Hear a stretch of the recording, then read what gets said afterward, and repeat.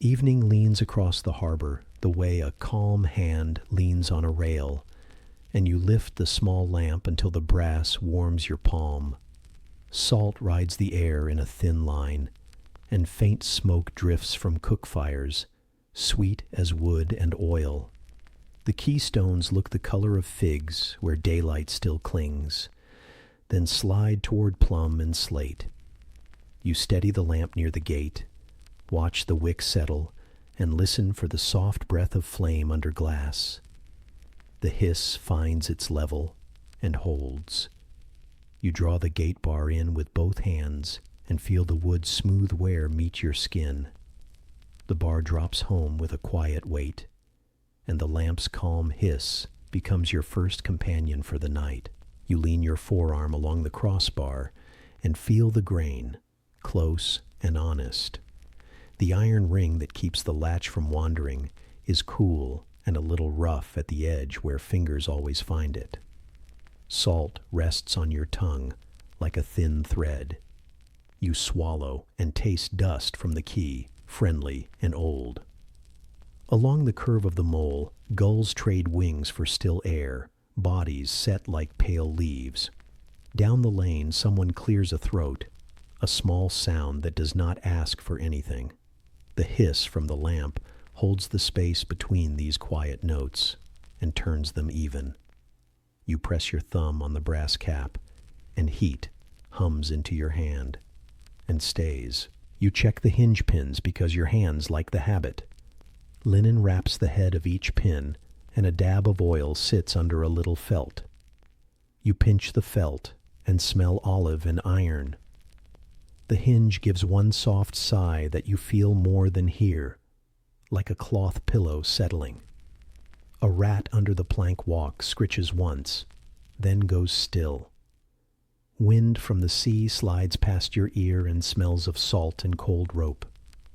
The lamp's hiss smooths everything across the stones, and you nod without thinking, as if a friend has promised to wait with you. You take a short broom from the gate recess and brush grit from the sill.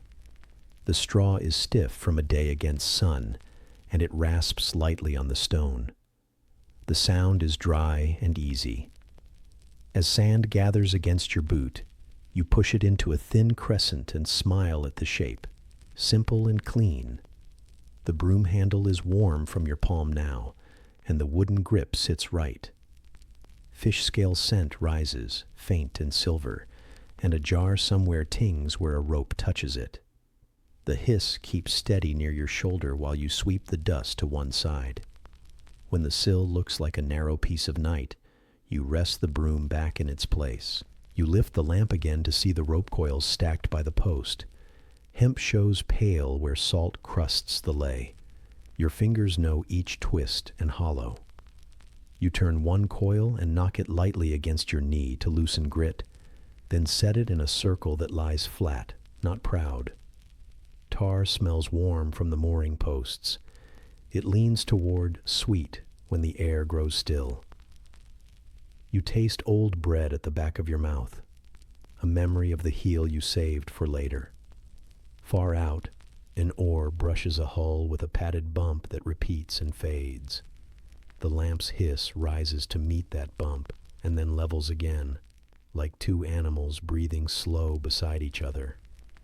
You carry a small oil can in your other hand, and the tin lip clicks the lamp body with a careful touch. You trim the wick with a wire fork and clear ash that smudges your fingertips gray. Olive scent lifts and sits on your skin, friendly and clean. The lens takes your cloth well. The glass shows your knuckles and the faint stain where you once cut a lemon. Heat builds under your thumb cap as the lamp settles back into its gentle voice. From the alley behind the storehouse, a pair of soft feet pad by, then quiet. Maybe a dog nosing peelings. Maybe someone in sandals crossing to fetch a bowl. The hiss keeps a lane open in the air, and you work inside it as if under a roof. You draw the gate bar once more, not because it needs it, but because habit folds time into a calm shape. Stone under your sandal is cool and steady. The joints between blocks tell a map your foot knows without looking.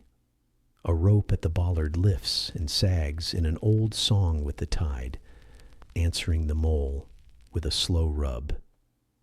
You lay your palm flat on the bar. Feel the damp rising from wood where evening gathers, and wait until the weight in your wrist says enough. A neighbor coughs from behind the shuttered stall and then turns something in a clay bowl. Grit against clay makes a home sound. You lick a salt line from your lip and taste the day. The lamp's soft hiss leans close and stays. Inside the little harbor room, you keep a ledger but do not need it yet.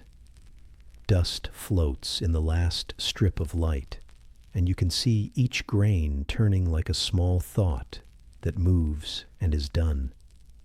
A pile of amphorae stands shoulder to shoulder, their clay necks cool to the touch. You draw your finger across one and feel grit give way to smooth, then lift to show a pale line like chalk on red.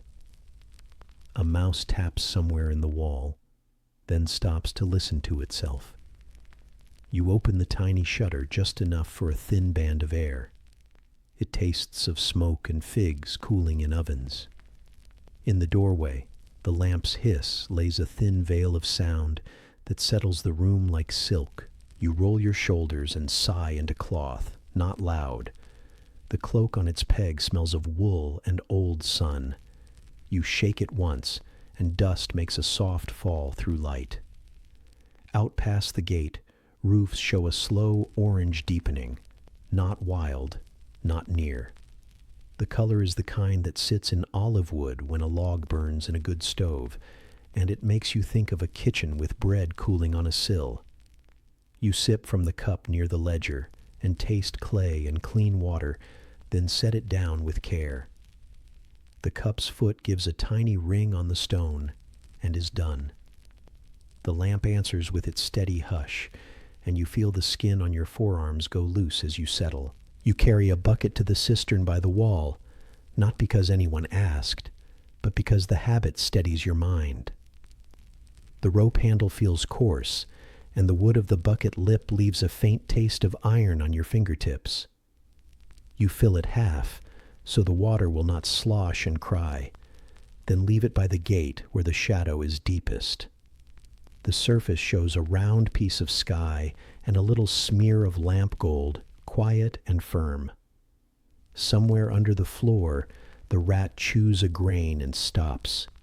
The sound is no more than a fold in cloth. From the harbor mouth comes a low hush as the swell turns, like a hand smoothing a sheet. The lamp's hiss threads through that hush and ties it to you. You lower yourself onto the short bench built into the gate niche and let your back rest against cool wall.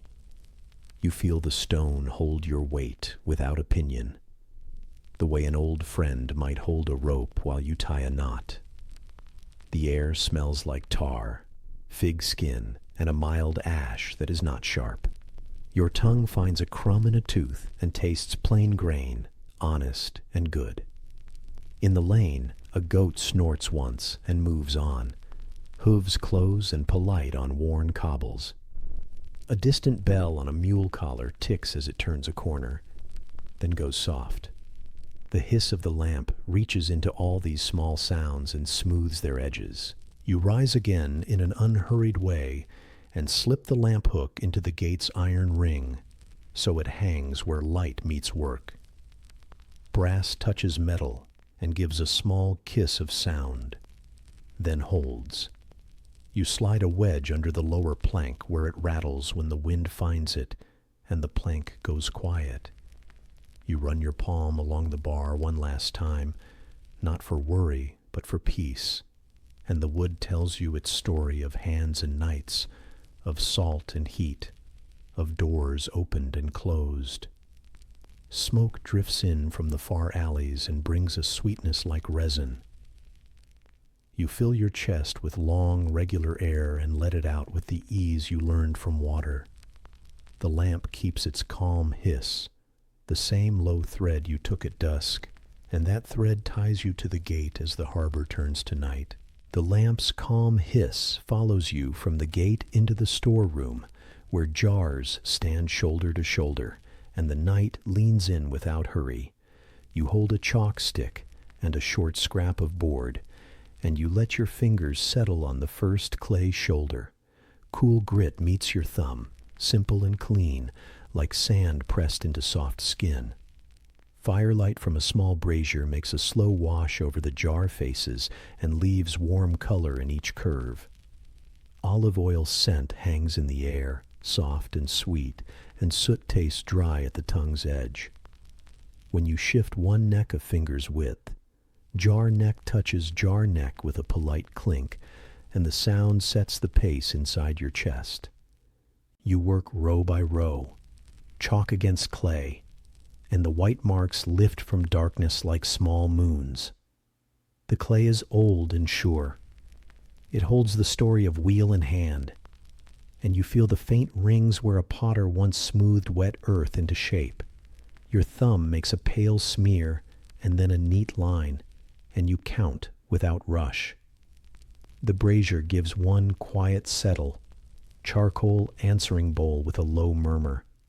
From the lane beyond the wall, a neighbor coughs, then quiet returns and sits down beside you.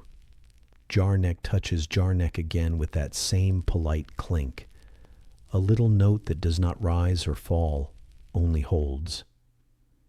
You set a thin rope on the floor to mark one lot from another, and the hemp shows its twist in firelight like grain in a board. Dust lifts from the plank as you move, then sinks back where it began. You draw your knuckles along a jar to feel for chips, and the tiny edges tell you where to set it in the row.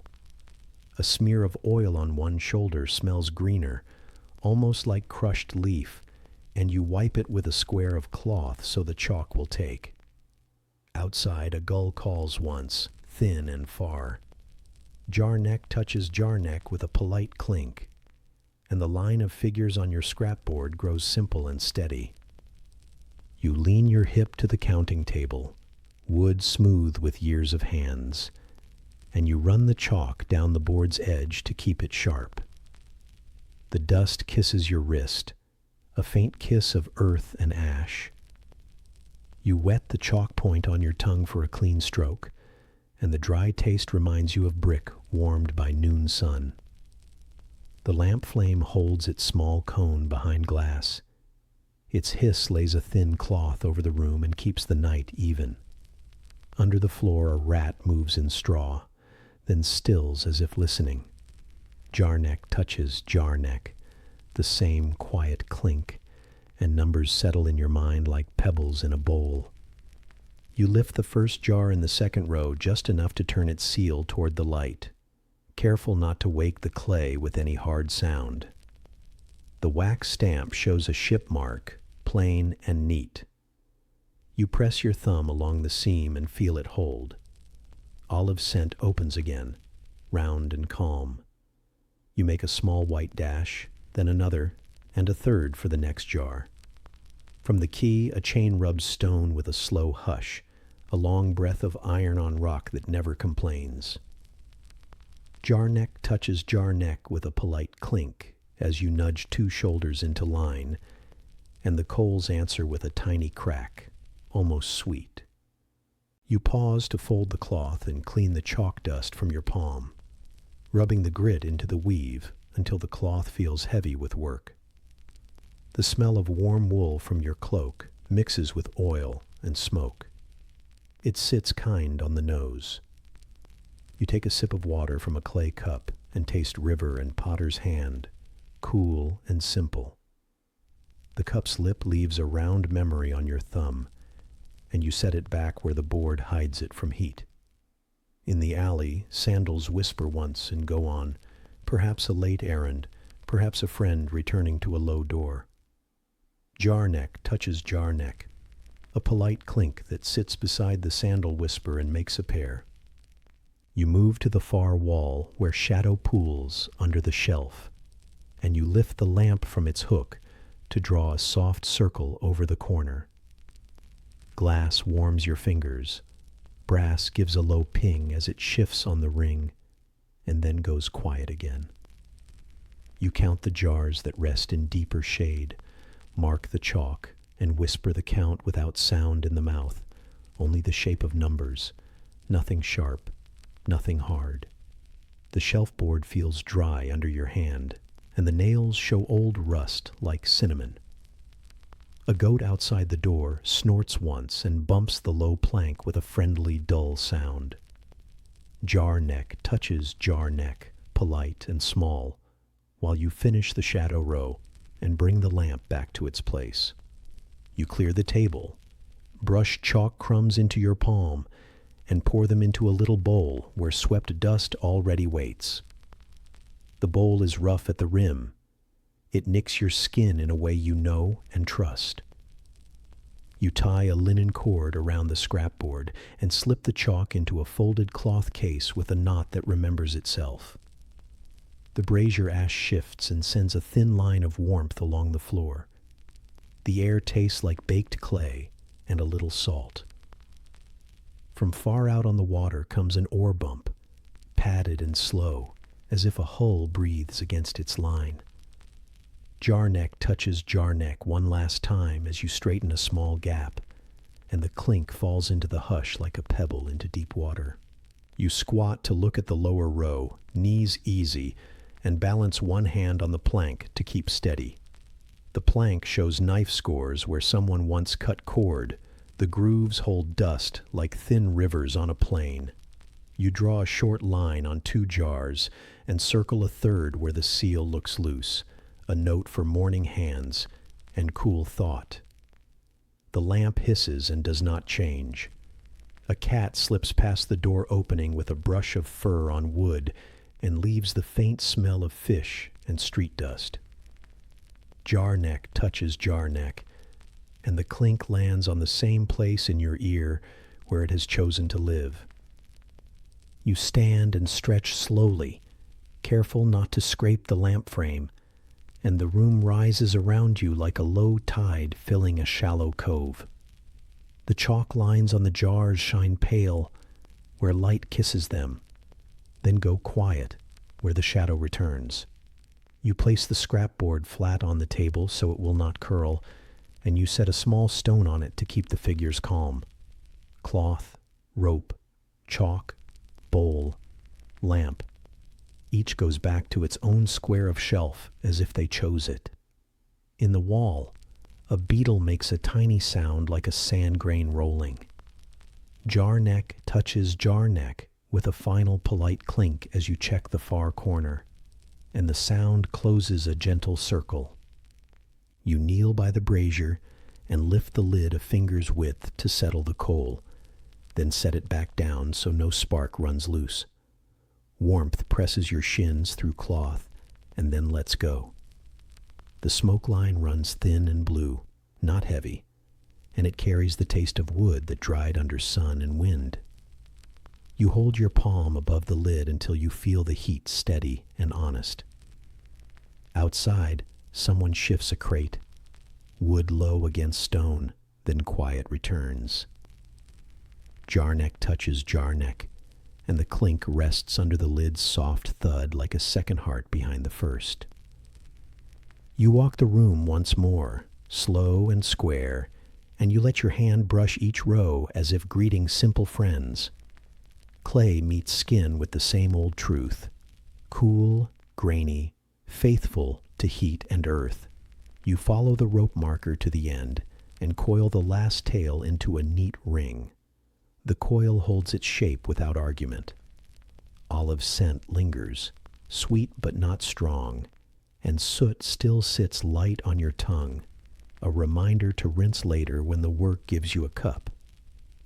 Jar neck touches jar neck with that familiar polite clink as you pass, and the sound prints itself softly on the room. You open the small shutter a little to taste air from the key. Night carries salt and a thread of ripe fig from somewhere near the market. It touches your mouth and leaves the memory of sugar. A mule bell ticks twice and is gone. You let the shutter stay where it is, a thin mouth of air, and tie its cord so the frame will not chatter. The lamp's hush rides along the sill and smooths the incoming night. Jar neck touches jar neck again, a quiet clink that stays close, while the breeze folds the smoke line into the dark. You pull the door bar half up, then let it settle back so the room keeps its calm shape. The wood answers your hand with weight you know. The iron ring cools your fingers and keeps a thin halo of oil under its collar. You wipe your thumb on your cloth and watch a gray mark appear, then fade as you fold the square in half. The ledger on the shelf watches with its worn leather, but you leave it closed. Chalk is enough for this hour. A mouse noses the bowl and decides against it. Jar neck touches jar neck, and the clink hides itself under the mouse's small shuffle, then returns when the floor goes smooth again. You stand by the lamp and trim the wick's edge one more time, careful of the glass, careful of the little flame. The trim falls like a black eyelash onto the pan, and a faint smell of clean oil rises to meet your nose. You hook the snuffer back on its peg and feel the peg give a round, firm answer through the board. Across the water, a rope creaks once and then rests. The coals in the brazier sigh in their own way, low and even. Jar neck touches jar neck. A last polite clink for this round of counting, and the sound settles where the lamp's hiss holds it, quiet as a folded cloth on a cool jar. From the jar room you carry the lamp along the quay wall and turn through a low arch where the cistern sits under a square of sky. The air changes here. Smoke slips away and cool stone takes its place.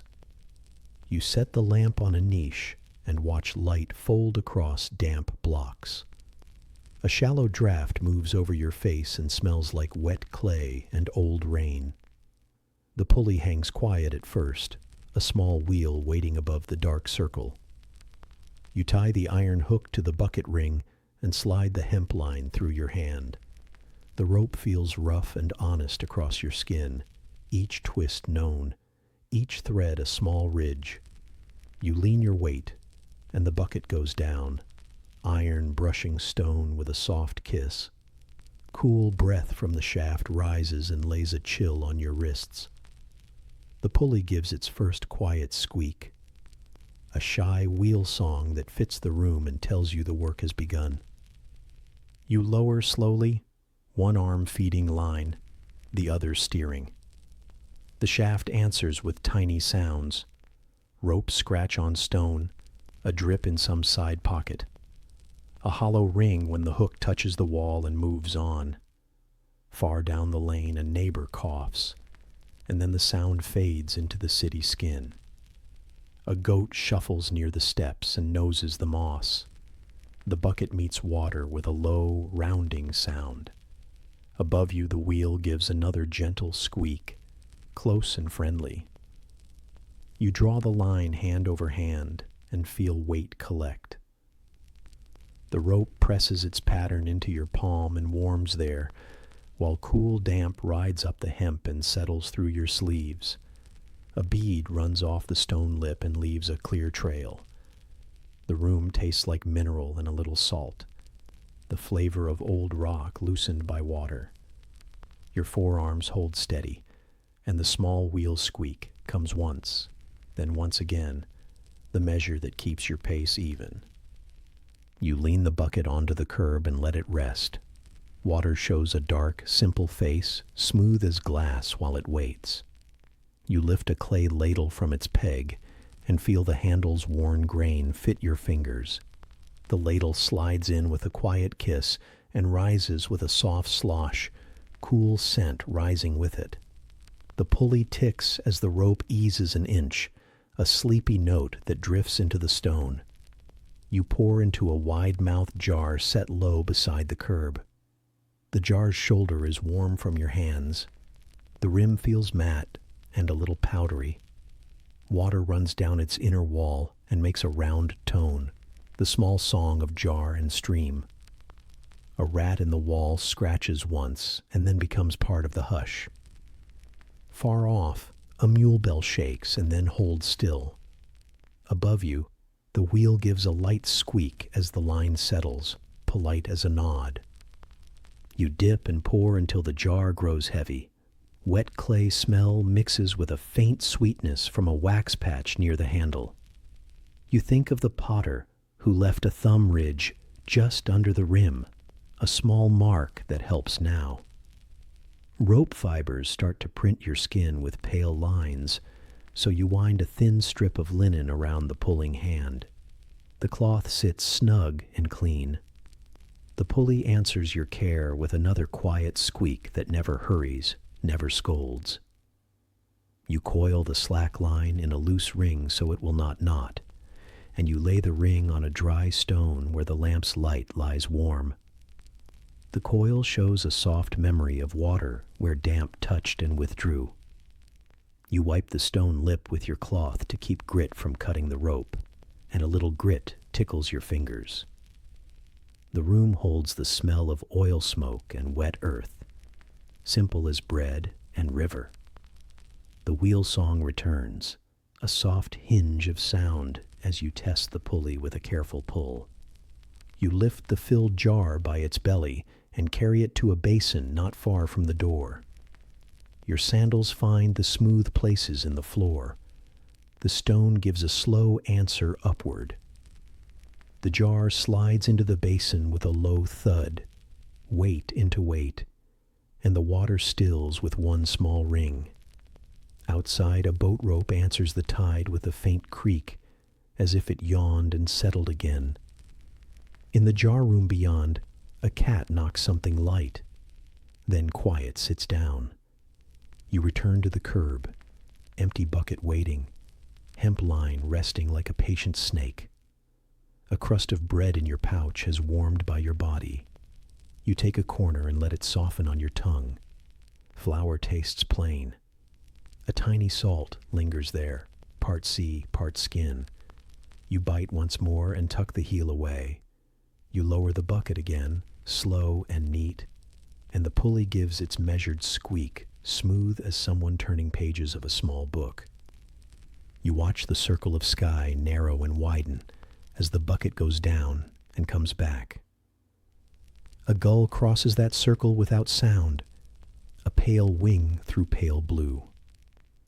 A thread of ash from some distant hearth wanders in and leaves a line on the light, then disappears into shadow.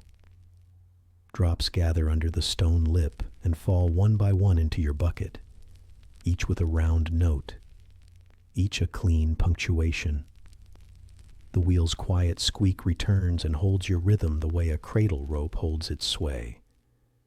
You set another jar near the basin, this one with a chipped ear and a smooth mended seam like a healed cut. You guide water into it and feel the clays cool against your knuckle. The jar smells like grain when the stream strikes it.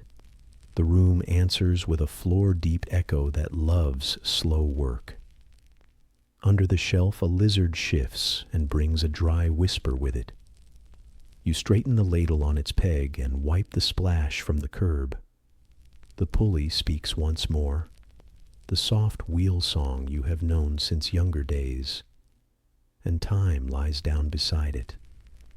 You pause to rinse your cloth in the bucket, then fold it carefully. Wet linen clings to your fingers with a light tug, and the chill runs up your wrists in a pleasant line. You squeeze until the cloth grows only damp, then spread it flat on a warm stone near the lamp. Oil scent from the lamp glass meets the clean smell of water. The two make a kind accord. The rope, rested, shows no twist or snarl. The small wheel still looks pleased with quiet.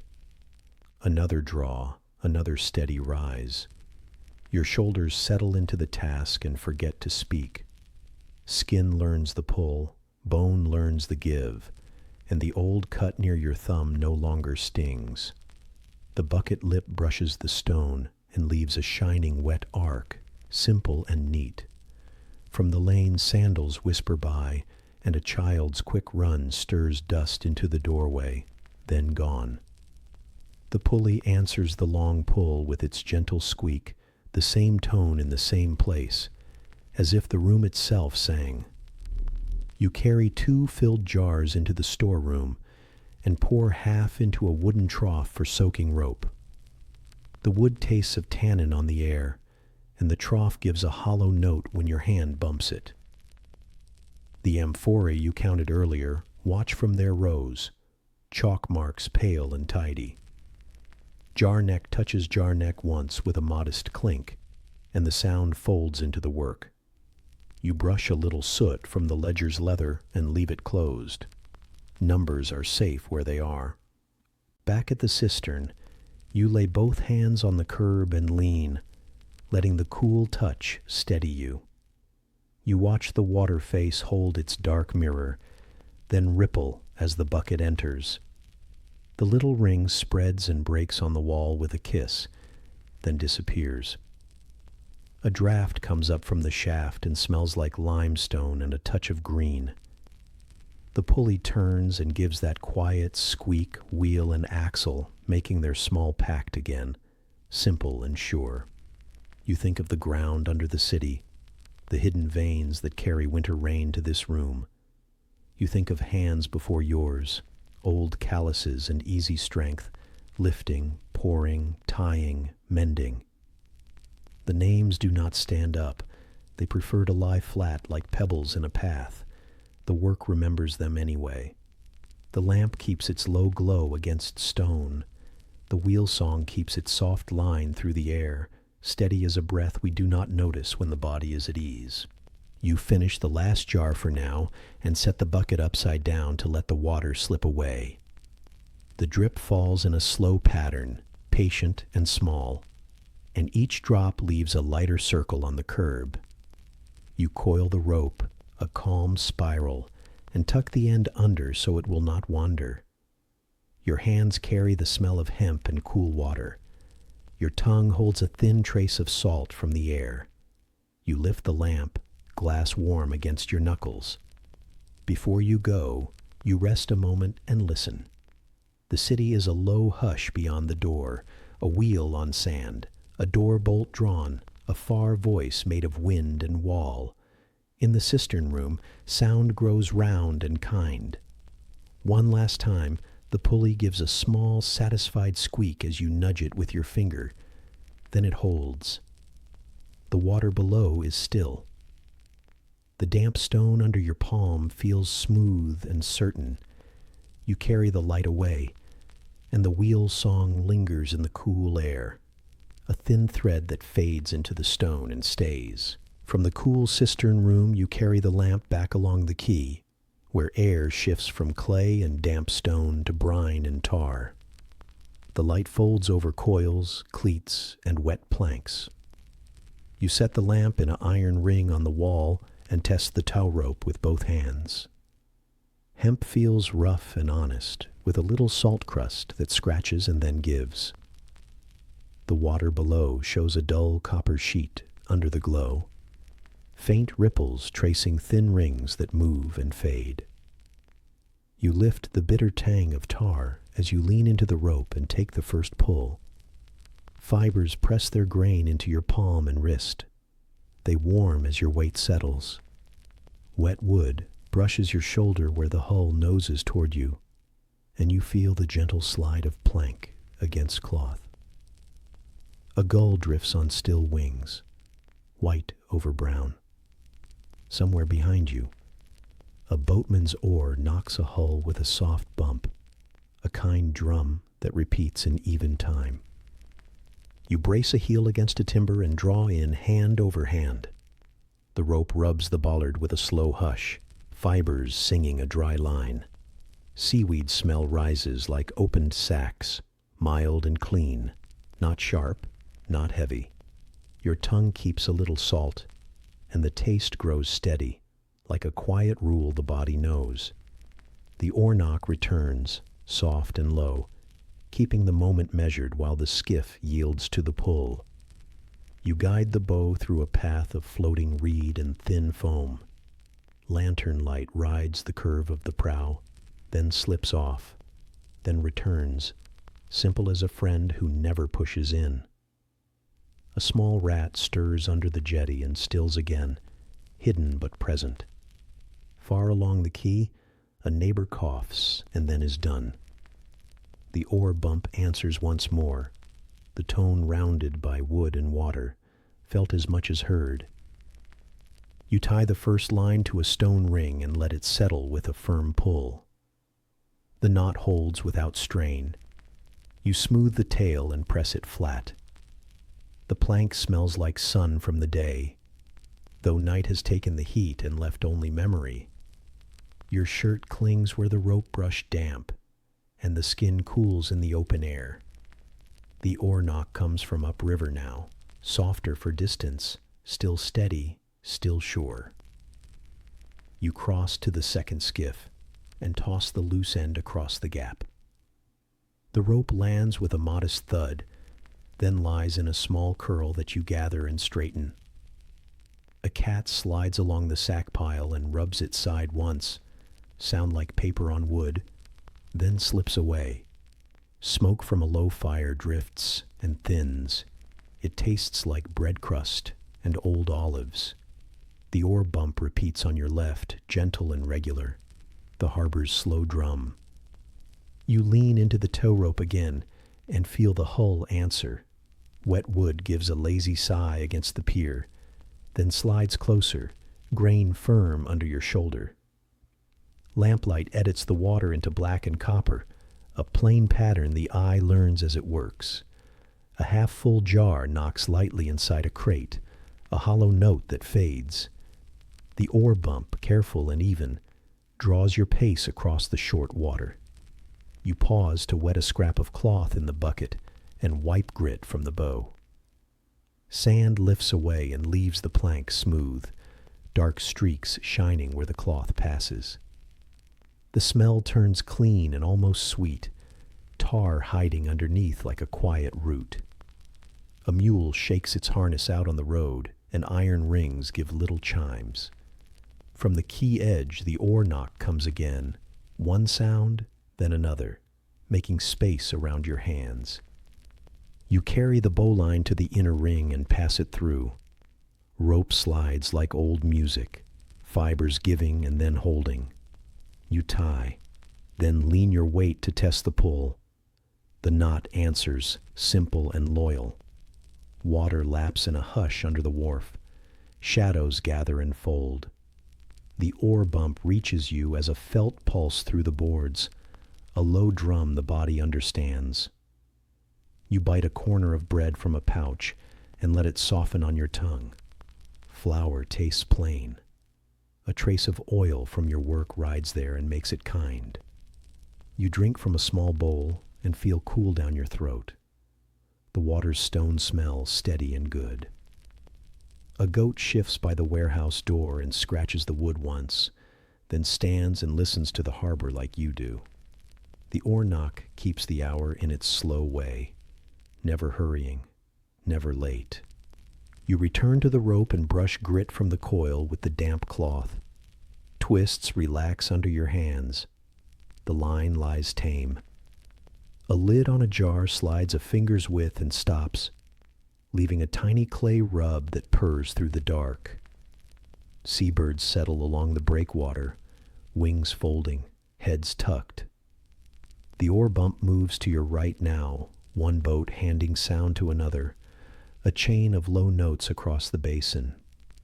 You pull the next boat in, a shallow skiff with a patched stern, and feel its weight as a friendly lean rather than a strain. Wood smells like resin where the patch was set, an honest glue scent that asks for no story. You run the line through a cleat and fold the slack into a neat figure on the plank. The water shows a blush of copper that slides and gathers, never loud. The oar bump answers from far end to near, and your shoulders settle into that shared rhythm. A breeze lifts fig smoke from the hill and brings it down to the quay in thin threads. It mixes with brine and tar and a little fish, nothing sharp, all familiar. You straighten a row of oars on a rack, blades smooth under your palm, wood cool and patient. A dog turns once in its rope circle and lies down with a soft rope creak. The oar bump and the rope creak share the same calm measure, two slow hands on the same clock. You move along the pier and work in a quiet loop. Pull, guide, tie, check, coil. Each task fits the next, like board fits beam. Your wrists remember turns. Your shoulders learn where the weight changes and where it rests. In a doorway, someone hums a tune without holding it. Only a breath of sound, then silence again. The oar bump lays its round touch under the gaps, steady as a heart held in a hand. You kneel to rub oil into a stubborn line that has gone dry with salt.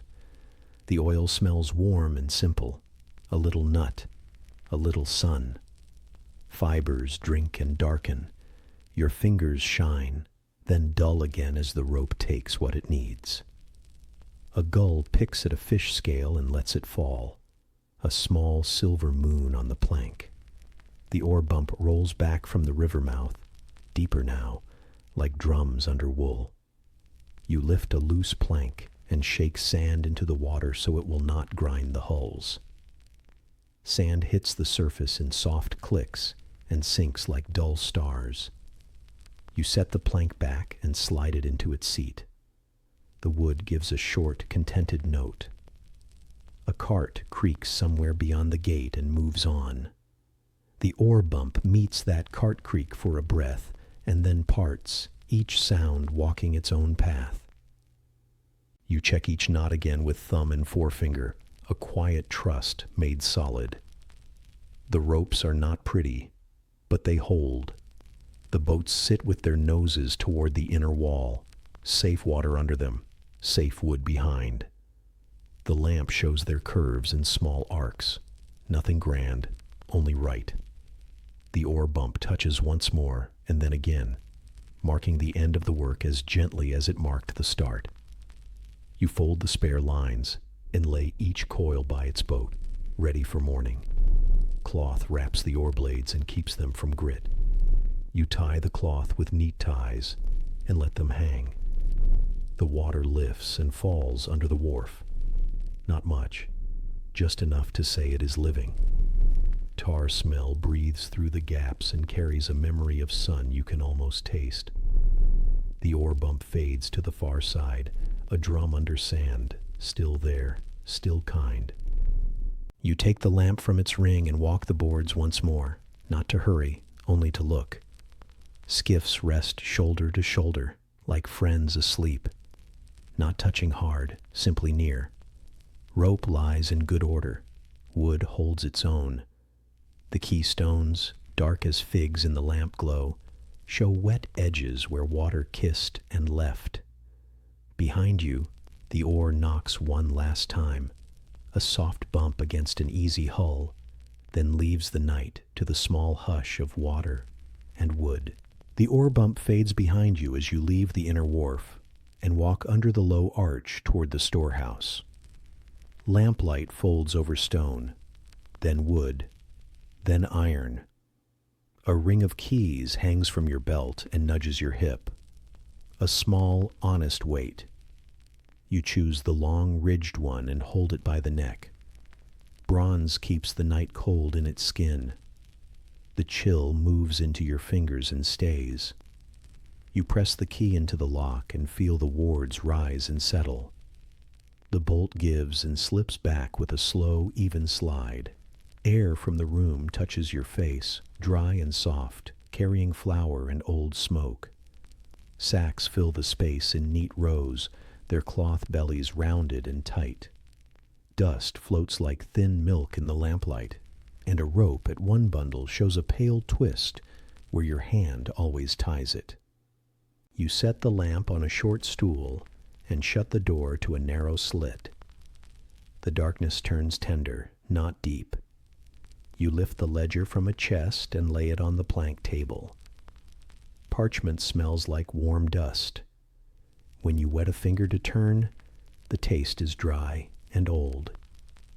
The stylus sits in a clay cup. You take it up and let the point meet the page. It makes a thin hush that settles at once, a calm track through names. You move to the first row, touch each sack, and feel what lies under the cloth. Grain shifts with a soft slide, round against round. A few kernels cling to your palm, smooth as small stones, and leave a faint flowery scent. You brush the mark on the top tie, then return to the book. The stylus travels along its shallow groove again, gentle and sure. That whisper holds you steady while numbers find their place. A coil of braid hangs from a peg by the door. You check the knots for fray. The fibers graze your thumb, rough at first, then friendly. You walk the aisle where amphorae stand shoulder to shoulder, bellies clean, mouths sealed with clay. Clay skin cools your palm. A little soot gets on your sleeve and tastes like old hearth on the tongue. From the lane outside, a neighbor coughs once and moves on. You write a small note about jars on the third shelf. The stylus gives its soft, dry song. You lift a shallow bowl from a hook and weigh a handful as a habit. Grain mounds like yellow sand. It smells sweet and plain. The scale bar lowers with a quiet wood creak and then holds level. You pour the grain back between your fingers, and the spill makes a hush like torn cloth. The ledger waits. The stylus returns to it, line by line, the sound faint as a moth's wing. Under the window slit, cords lie folded with sailcloth. You run oil along a stiff rope with a rag. The oil smells like nut and sun, and your fingers shine a moment before the fiber drinks it. Tar clings to your thumb and marks a small black moon on the rag. You wash it off in a clay bowl. Water tastes a little like stone and a little like salt from your skin. You note the ropes that need more care. The stylus hush continues, light and regular. A rustle moves under the floor, quick, then still. You lean and see nothing, only a dark seam between boards. A crumb from your pouch lands there, and the seam listens and says nothing. Outside, a cartwheel turns out on the street, a slow wood song that fades at the corner. The lamp warms your wrist. The table stays cool. You write the count of sacks near the door, and the note about the leaky gutter that dampens the end wall in rain. The stylus breathes its quiet line, only a figure of speech here, not a break, then falls to silence between words. You pull the window shutter open to the slit and let a thin tide of night pass through.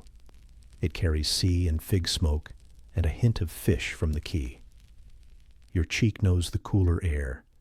The skin warms again when you turn away. The wall holds the day's heat deep, only a trace now, like bread long out of the oven.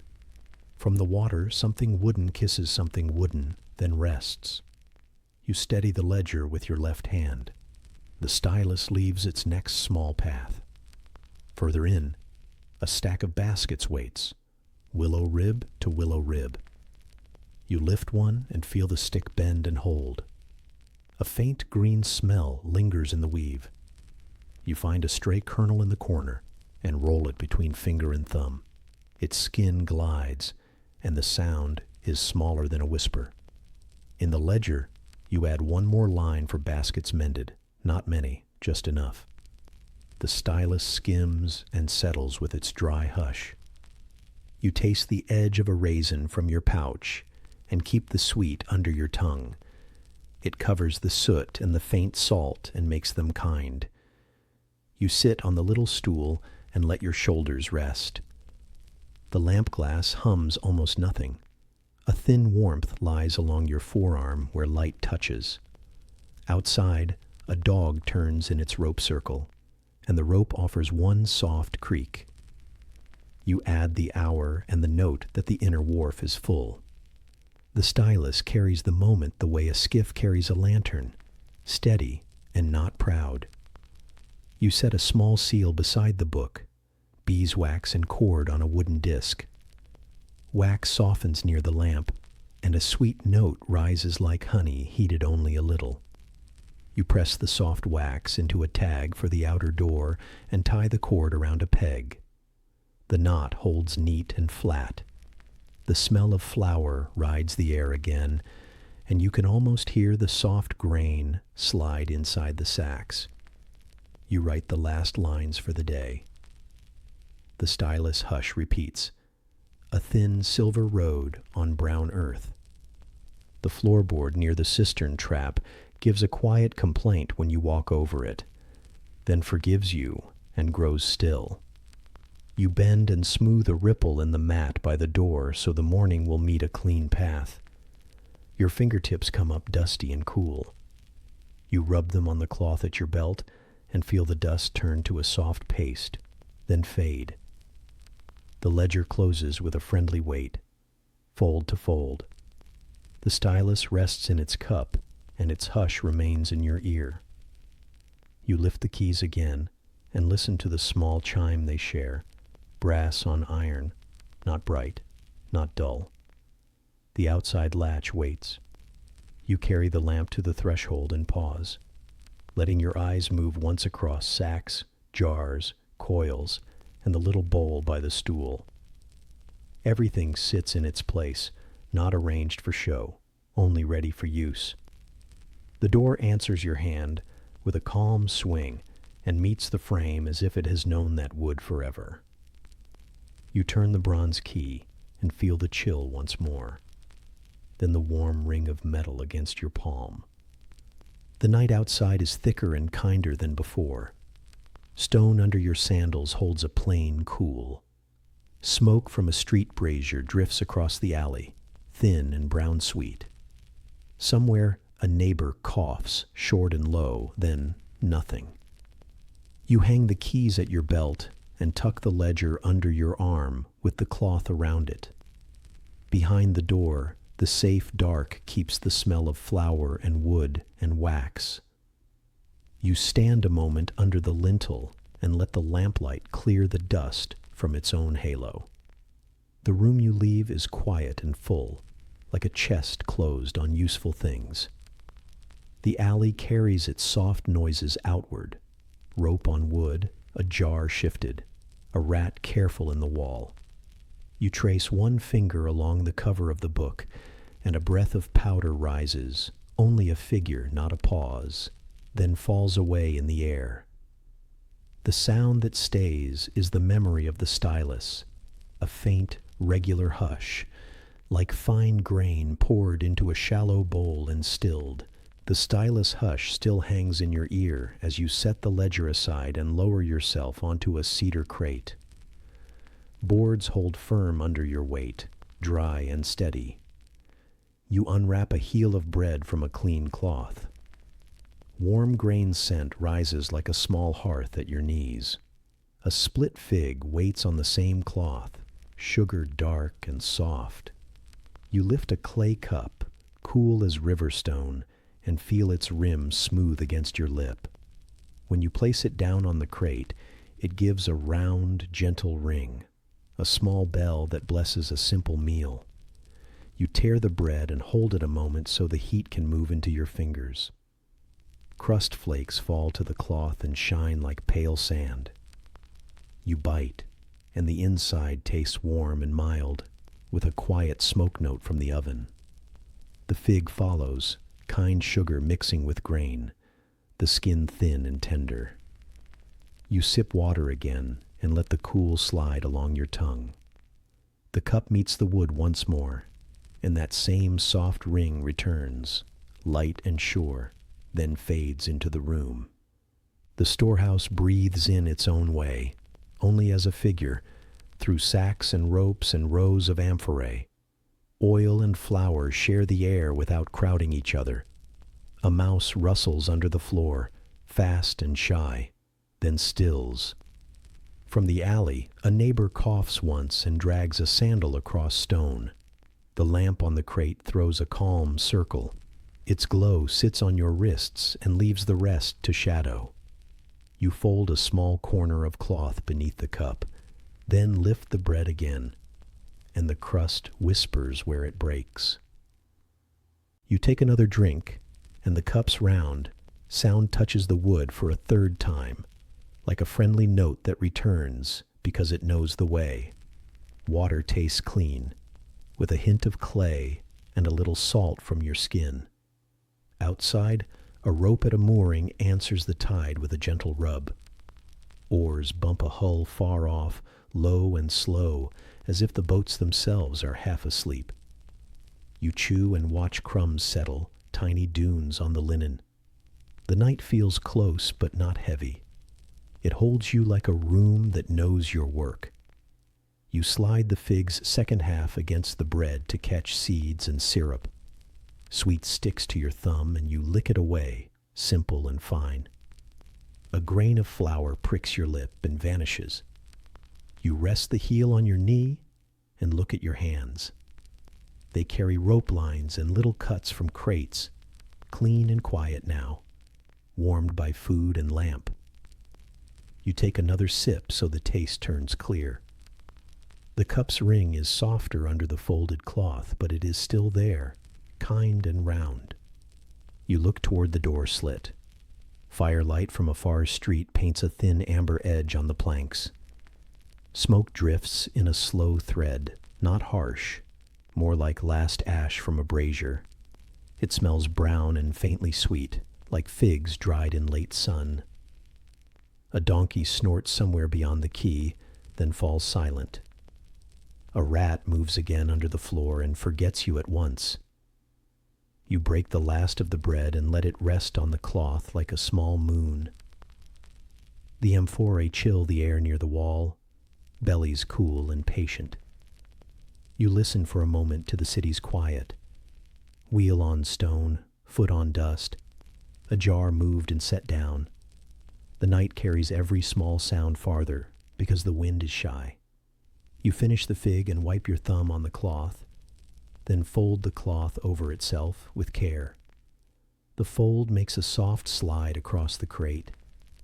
You take a longer drink, and the cup greets the wood again, that same modest ring, as if it nods to the meal and takes nothing else. You reach for a little bowl with salted olives set aside from noon. 2 remain, black and smooth, and they taste like sea and sun. Oil shines on your lip, then blends with the last crumbs of bread. You lift the ledger to keep grease from its cover, then put it back, safe and dry. The lamp warms the cup now. When you touch the rim, the clay holds a thin heat. You place it down gently, and the ring is almost a hum, round and low, a bell that remembers you.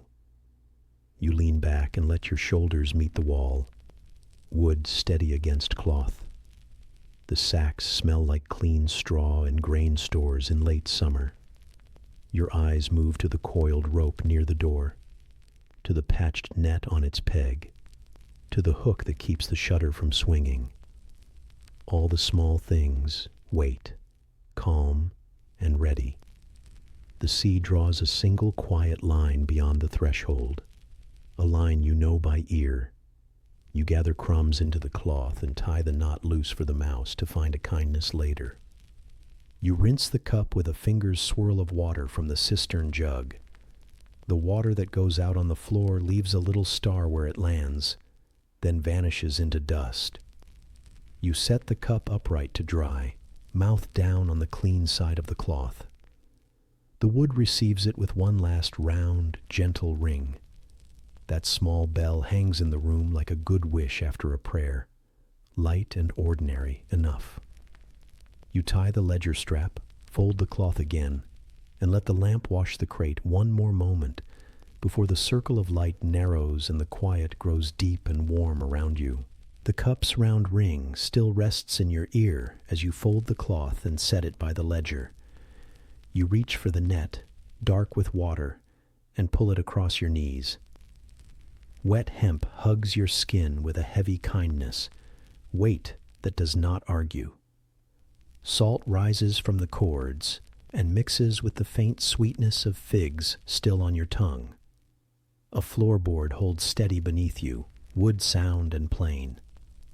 Moonlight slides through the shutter crack and turns each knot to a pale bead. From the beam above, a slow drip lets go and lands with a tiny tick, the first count of the work. You lift a borderline and shake it once so sand loosens. Grit patters onto the plank and hides in the grain. A fish scale clings to your finger, thin as a leaf. It flashes and then dulls. The room keeps lamp warmth near your hands, but the air near the door tastes cool, like stone rinsed in night. Rope ends brush your ankle with little threads that scratch and then soften. You fold the first breadth over your thigh, press the crease with the edge of your palm, and feel water move inside the mesh. Another drop leaves the beam and finds the floor with that same small tick. You inch the net along, one arm's length, then another. Hemp rubs hemp with a quiet sigh where the folds meet. The smell of seaweed rises and fades, a tide that lives in the fibers. Beyond the wall, a neighbor coughs once and shifts a jar. The sound turns thin and slides away. A rat makes a neat run under the floor and forgets you. The moon reaches the hook at the shutter and draws a small silver line along the iron. Above, the drip gathers again, swells and falls, a soft tick that marks the middle of a breath you do not count. A frayed square needs a mend, so you take the palm needle from the bowl and thread a narrow cord. The bowl's clay feels cool, like water left to settle. Your thumb presses the cord flat, and the needle noses through the warp, quiet and sure. You pull, and the new line tightens the old gap until it closes as if it had no story. A little oil from the lamp smooths the knot. You rub it with the back of your nail. The room smells of warm oil and salt, and the faint ash of earlier bread. The drip ticks again, steady as a watchman who never scolds. You fold another reach, slow and careful, so no weight twists the mesh. The net slides along your linen, and a darker stripe appears, where water leaves its road.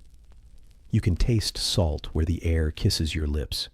It is simple and clean. Out in the alley, a donkey shuffles and settles, hooves brushing dust. Farther still, a boat rope answers the tide with a soft rub against a ring. The hiss of the lamp holds the glow in place. The drip falls, and the floor accepts it with patience. One more tick in the quiet count. You pause to wring a heavy corner. Both hands hold the rope, and you feel the twist bite and then ease. Water streams down and gathers by your heel. The puddle shows a tiny moon before it seeps into the cracks. Sea scent lifts again, then thins. You lay the corner in line with the rest and smooth it, palm to palm, like cloth on a table. A cat slips through the doorway and passes without interest, tail quiet as a thread. The drip answers the room again, light and exact, and the sound seems to fold into the net itself. You check the lead weights sewn along the edge. Each one is a small promise that the mesh will lie true. They are cool and grainy in your hand, and they smell faintly of metal and sea mud. You count them by touch, not by words. Outside, someone moves a chest, wood on stone, then leaves it be. The wind from the harbor carries a mild tar smell, and it softens the sharper salt. You set a broken weight aside for morning repair and slide a sound one into its pocket. The drip keeps the score, small, patient, and fair. The pile at your feet grows square and neat. Your forearms shine where water and lamplight meet. You wipe your palm on a scrap of cloth and feel the weave turn rough, then kind again. You hear a gull settle on a post and give one quiet croak, then nothing more. Somewhere beyond the gate, sandals brush the street, slow and careful, as if the night were thin glass. The shutter takes a breath of air and eases back, but the hook holds. The drip falls once more and rests in your ear like a bead in a bowl. You shift on the crate to save your knees and begin the last fold. The hemp has cooled your skin and warmed your hands. The weight now feels like a friend leaning in. A scale clings to your wrist and leaves a bright smear. You brush it away and it turns to dust. You taste the last piece of fig sugar from a finger and wash it with a small sip of water. The cup meets the plank with a round, shy ring, then stills. The drip answers that ring with its thin tick, two soft notes that do not argue. You lift the finished square and set it on the hook near the door, high enough that mice will pass it by.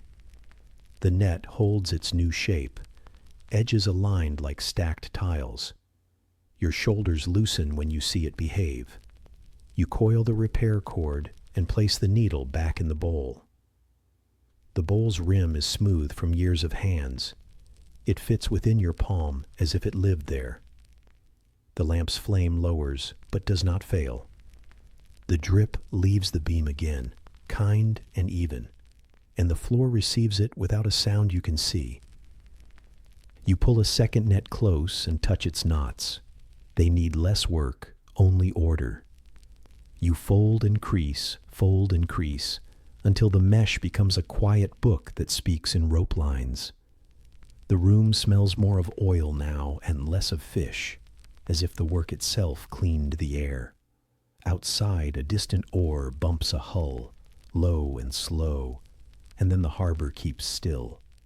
You listen for the city, but hear only the small talk of wood, water, and cord. The drip keeps you steady, a thread of time that asks for nothing. You rub your wrists with a little oil and draw warmth back into the skin.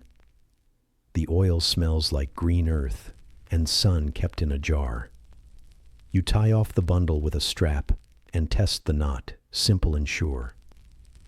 A grain of sand sticks to your thumb and then slides down, leaving a faint line. You stand and feel the floor hold you, boards true and honest under your sandals. The shutter shows a strip of moon like a blade laid flat. The drip falls again, and the tick seems softer, as if it now knows your pace. You carry the bundles to the wall and stack them, heavy but helpful in their weight. The room looks lighter for the order. You sweep a short path with the back of your hand so stray scales gather in a small shine. The broom will finish later. You fold the cloth once more and place it beside the ledger, corners square.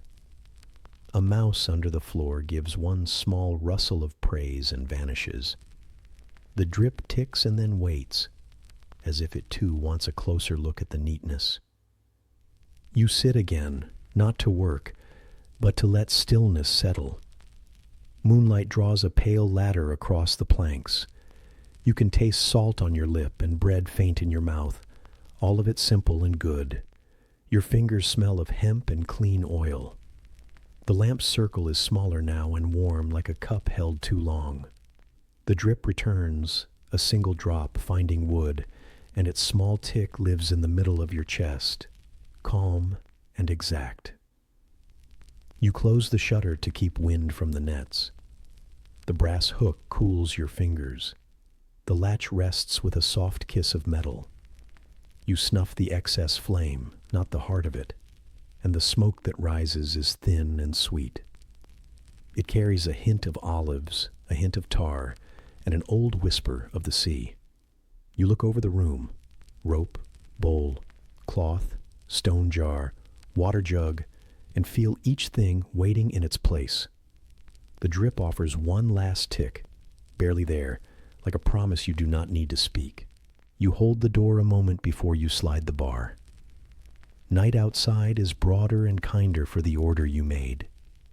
The air is cool and smells of ash and fig wood, but the keystones keep a little heat.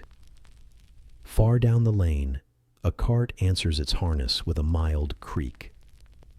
You listen until even that fades. Behind you, nets rest like folded blankets after rain. The drip is quiet now, or you cannot hear it for the softness of the hour. You lean your hands on the bar's smooth grain and let the silence lie against your skin like good cloth. The folded nets rest where you left them, neat and dark on their hooks, while the lamp's small circle holds to the ledger and bowl. You lift the bar and ease the door, and night slides in with clean salt and a faint fig sweetness. 2 baskets wait by the sill, woven reeds stiff from old water and sun. You take one in each hand, grit pressing into your palms, and feel the straps settle across your wrists. Ash tastes light on your tongue, and smoke smells woody, not cruel. You lean once to test the weight, then step into the lane. The shovel mouth rides on your shoulder, and when it kisses stone for the first time, it makes a low hush that will follow you, patient and sure. A quiet breeze moves the last heat along the walls, thin and careful. You watch for orange hiding in door cracks and under cartwheels, then set one basket down and open it with your fingers. Sand glows a soft dun in the lamplight and holds the day's warmth even now. You crouch where a handful of reeds smolder by a beam, and you spill a narrow line. Sand takes the ember like a calm hand on a restless head. Your shovel slides after it, gentle and steady, and the mouth meets stone with that low hush, a sound that says, wait, fold, settle. Your cloth rubbing your nose tastes of bread and smoke together, a work taste you accept. Around the bend, a brazier's ash has licked at a mat and left a brown edge. You pour a small hill and watch it sink and cover, grain by grain.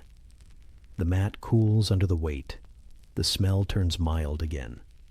A neighbor coughs behind a wall and stirs a pot you cannot see, spoon-ringing clay and then going still.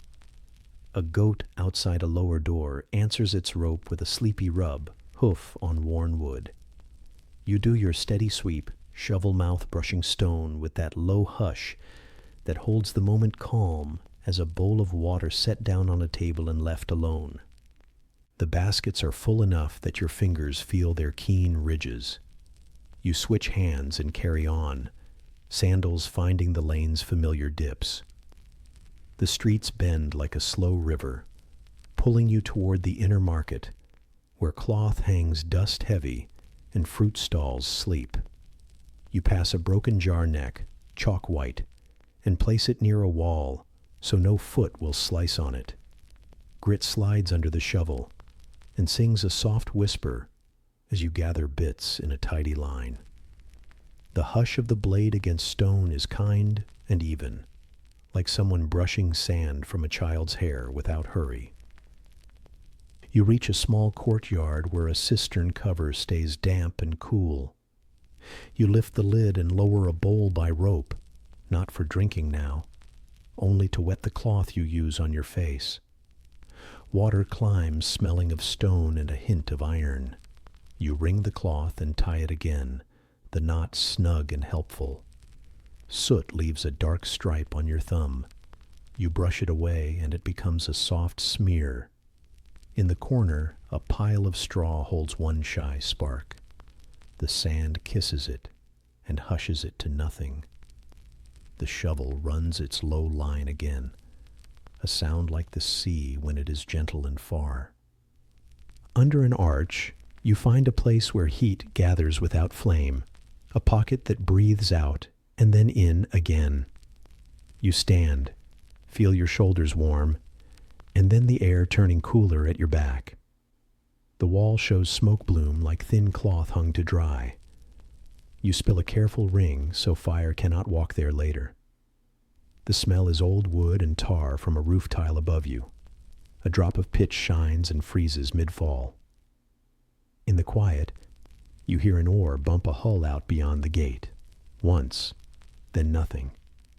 The shovel answers with its own low hush, a quiet partner that keeps your hands slow and clean. At the oven house, the mouth glows a low red, the kind that warms breadstones and then sleeps. The air tastes sweet, like starch and a little fruit. You scatter a small veil of sand at the threshold where ash has blown, so sparks stay home. The oven gives a soft crack like a yawn and then rests. From a shadowed room, a child turns on a straw pad, not waking, only rolling from one dream to another. Your shovel lips the stone with that same hush, a lullaby for bricks and clay. You wait a breath length not to count it, only to feel the heat ease. You go on to the market rows where awnings hang slack and quiet. Flax cloth smells of summer fields and smoke from the dye pits, together but not fighting. Amphorae stand like tall grains of sand turned to jars, their bellies warm from the day, their throats cool in the night. You settle a loose lid and brush away chaff. A sack of beans holds a dark circle where a coal once sat. You salt it with sand until the circle turns plain. The shovel travels in a steady curve, low hush after low hush, like oars working in the same old groove. The wind shifts and lifts smoke above the roofs, so it threads the stars. You open your mouth and taste only the faint ash that rides the teeth, a dry tickle that water will clear later. A cat slips along the wall and makes no trouble. Somewhere behind you, a rat noses a fig skin under a crate and finds what it needs. You lean the baskets against a post and shake out your hands. The reed handles have left honest ridges in your palms, warm and good. You lift one basket again. The other waits for you like a friend resting on a bench. The shovel is the voice that moves with you, low and even, saying hush, hush to the street. At the harbor turn, the gate bar you slid earlier lies cool across the wood. You touch it and remember the weight. The inner wharf holds a thin sound of rope on ring, a gentle rub that marks the tide. A gull gives one coarse note, then folds its head under a wing. You sweep the stone near a coil of rope, where sparks rest like tiny seeds. They vanish into sand with no fuss. Your hands smell of hemp, oil, and a little olive. Your mouth keeps bread's memory while you work. The shovel's hush meets the rope's low rub, and the two sounds agree. You cross to a narrow lane where fig trees press leaves over the walls and shed a sweet damp into the night. Leaves brush your shoulders and leave spots on your cloak, cool little hands. A clay lamp on a shelf lets out a small hiss. You shade it with your palm while you cover a scatter of charcoal near a doorsill. A sleeper inside coughs once, then turns. The lane holds your quiet like a bowl holds water, plain and safe. The shovel goes on with its measured hush, a steady line that draws the night into order, street to street. Back at the corner where the lane opens, you meet a patch of glazed tile that has kept heat long after the fire left. The tile shows a dull, dark shine, and its warmth climbs through your sandals into your heel. You set the baskets down and kneel so the sand does not spill too wide. Grain flows like a small river, straight and obedient. You smooth it with the shovel, long strokes that whisper more than scrape. The hush that follows each stroke feels like a coat laid across tired shoulders. You wait a little to let the ceramic give up its last warmth, then move on. You pass a shop of carved wood, shutters closed, but not bolted. A smell of cedar rides out through a crack, clean and friendly. You press a wedge of cloth under the door to block ash. The cloth tastes of old dye on your tongue, sour and harmless. You brush a fine gray dust from a lintel and watch it drift down in a slow sheet, like snow that will never chill. The shovel mouth meets stone in its familiar whisper. It has learned the street. It knows every seam and rise, You lean into the weight with care, and the sound keeps your pace honest. By the time you circle back toward the cistern, the baskets are lighter. Your shoulders feel the difference, and you settle them closer so they do not swing. A donkey brays far off and then decides against it. A man in the distance moves a jar and sets it down, wood on stone, simple and done. The moon has traveled a hand's width. It draws a pale river across your path. You lift the last of the sand onto a stubborn spark under a wheel. It gives a whisper, and then nothing. The shovel smooths the place with a final hush, long and level, as if sealing a letter with wax. You return to the courtyard where you began, and brush the shovel clean with your palm, then with a square of cloth. The cloth collects a thin gray that smells like spent smoke and faint tar. You leave it by the threshold until morning. You pour a little water from the jar into your hand and rinse grit from your fingers. The water feels cool and alive. A sparrow shifts under a tile and quiets. You wipe your hands on your cloak's edge, where old salt and new ash share the cloth without complaint. You carry the baskets back inside and stack them by the door, edges aligned. Sand sifts from the weave and makes a small hill, soft as flour. You will return it to its larger sack at first light. The lamp's flame works low but steady. It paints the ledger and bowl with a thin gold skin. Your chest rises and falls like a boat tied at a ring, held but free to move. The clock of your work tonight has been made of soft sounds, rope on ring, oar on hull, and most of all, the shovel's hush along stone. You slide the bar into place and feel the wood accept its weight. Outside, the lane breathes a calm you can taste, ash and night, and a hint of distant bread from some oven still warm. Inside, the baskets wait, the shovel rests, the jar stands with water clear as glass. You lean your shoulder to the door and listen to the quiet settle. In that quiet, the memory of the shovel's low hush drifts through you, long and slow, until it fades like dust falling in lamplight, each grain lying where it should, the street held in good order. You carry the hush of sand and shovel with you as you turn from the lane and into the small court. Your lamp gives a mild circle, warm on the stone. You set it by the basin and lift the slim cup. Cool water rises, gleams, and spills in a clear line. It splashes your wrist, wakes the skin, and runs back to the bowl. Incense and bay leaf drift light from a dish near the arch. Somewhere above, a tiny bell in the stone curve moves one joint and gives a tender whisper, a thin thread of sound that rests in your chest and ties the place together. The floor holds the night's chill the way a jar keeps water, steady and clean. Dust lies in fine skins along the grout lines, and your sandals erase a careful path. You lay your palm flat on the stone and feel old work in the polish, 1,000 crossings worn smooth. Your mouth still holds a little ash and bread from the lane. You sip from the cup, and the taste turns to cool clay and faint iron. You pour again and let the water run over your fingers. The splash is soft, like a hand brushing cloth on a quiet morning. You lift a reed broom from its hook and move it in slow arcs. Grit gathers without fuss, little hills of sand and leaf.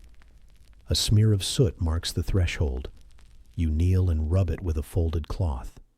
Simple linen damp from the basin. The stain smudges, then fades. Bay leaf oils rise when you brush the dish, green and calm. You settle the leaf back into its ring of ash. The lamp tickles the bowl with a soft glow, and the bell in the arch, stirred by some small draught, lets go of one more whisper that lingers like thread tugged between two fingers. On the far wall, a fig branch reaches over from a neighbor's yard, and lays a spray of shadow over the plaster. One fruit has split and shines like dark honey where it meets air. You pick up a fallen leaf and lay it near the dish, not for any rule, only for the comfort of neatness. Out beyond the gate, the harbor speaks a quiet language. Rope against ring, oar against hull, a single low knock that hums through stone. A cough answers from a room close by, and then the rustle of a mat, and then stillness again. The court holds all of it, small and even, like notes kept in a careful hand. You open a narrow shutter and let the sky look in. A thin square of stars finds the water, breaks, and joins again. Smoke from the incense rises in a straight line, then bends at the top and slides across the arch. You lift the small brazier and give it a breathless nod with the fan of your palm so the coal keeps its slow heart. The scent that comes is not heavy. It is a clean spice, touched by leaf and old wood. Your shoulders loosen at the smell. The bell above, barely moved, gives a soft kiss to its hook that rounds into that same tender whisper. At the foot of a simple statue, no name cut, only a face smoothed by many hands, you brush away 2 grains of ash that cling to the cheek. The stone is cool under your fingertips, grain fine and even. You set a pinch of salt on the ledge and a crumb of bread beside it, plain gifts for a plain night. Your mouth remembers sweet fig from earlier, and you swallow once, slow.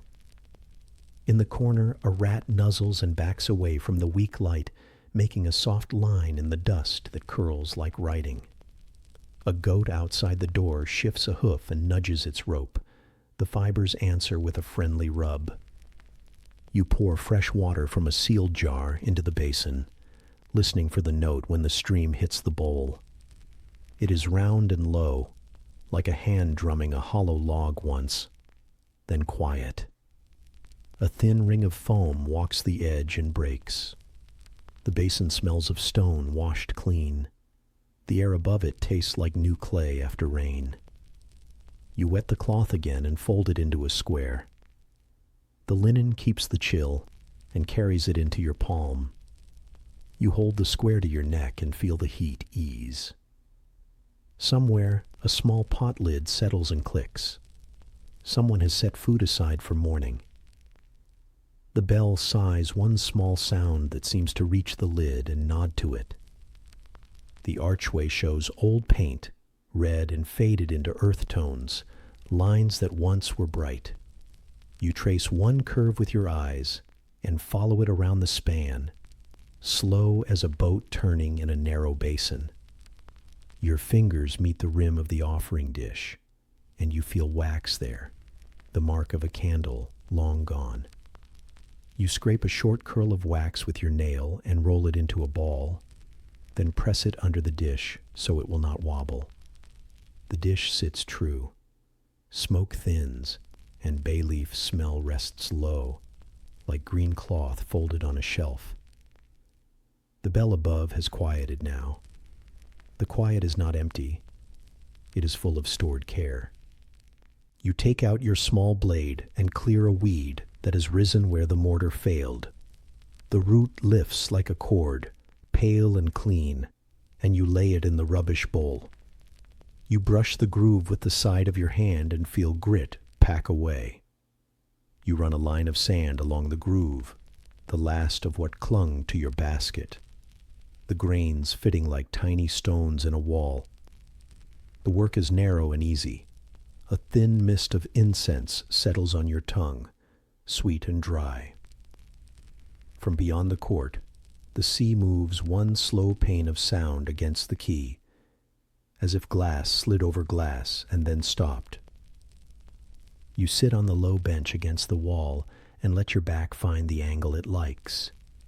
The wood holds old warmth from the day, now softened to a friendly mellow. You set the lamp on the bench beside you and trim the wick with the brass picker. oil scent rises, warm and simple. The flame answers by shortening and shining steadier. The glass warm to your fingertips feels like bread crust held near an oven mouth.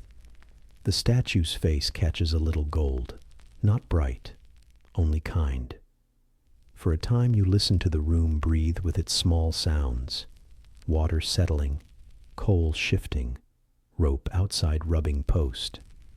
The bell holds its silence without strain, as if the whisper it gave earlier can still be heard with your hand on your chest. You stand and fold the cloth into triangles for later, edges aligned, corners sharp. You sweep once more, this time for the comfort of straight lines. Sand leaves a light trail in the pan, and you tip it into a sack by the door. The sack's mouth is stiff with salt.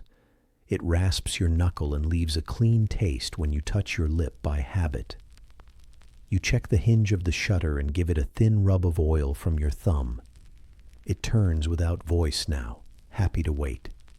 You look over each small tool, each bowl, each piece of cloth. Nothing calls out.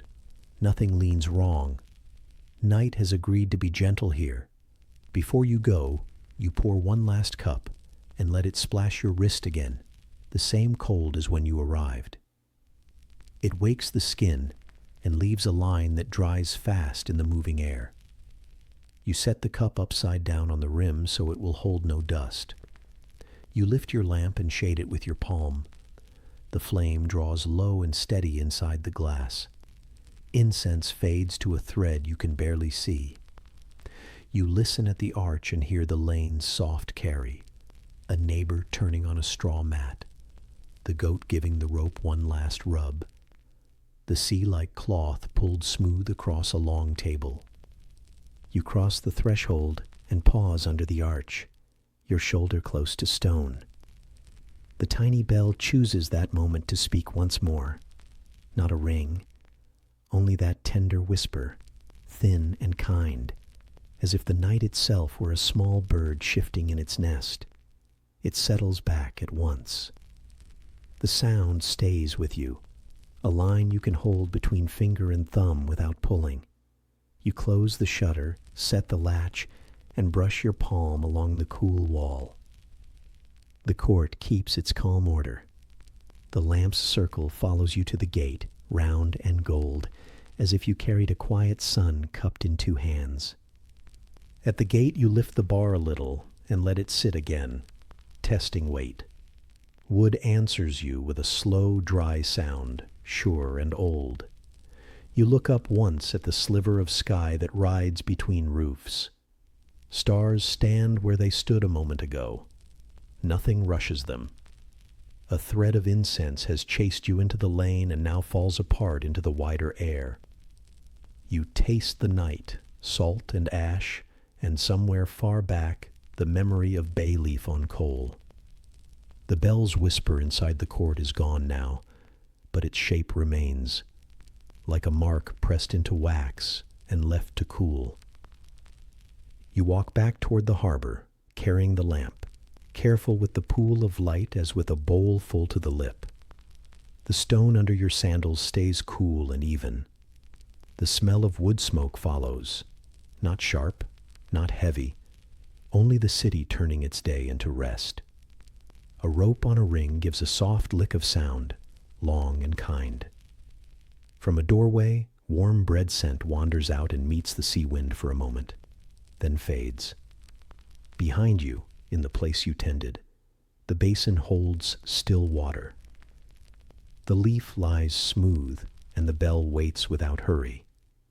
The tender whisper it gave remains in you as a quiet weight, small and good, like a pebble in the pocket you forget until morning. You carry the shrine's tender whisper back to the water and lower your lamp toward the mole. The stone edge runs cool under your palm, worn smooth by years of feet and nets. You lean into the narrow boat and feel its side give a soft answer, wood to skin, steady and kind.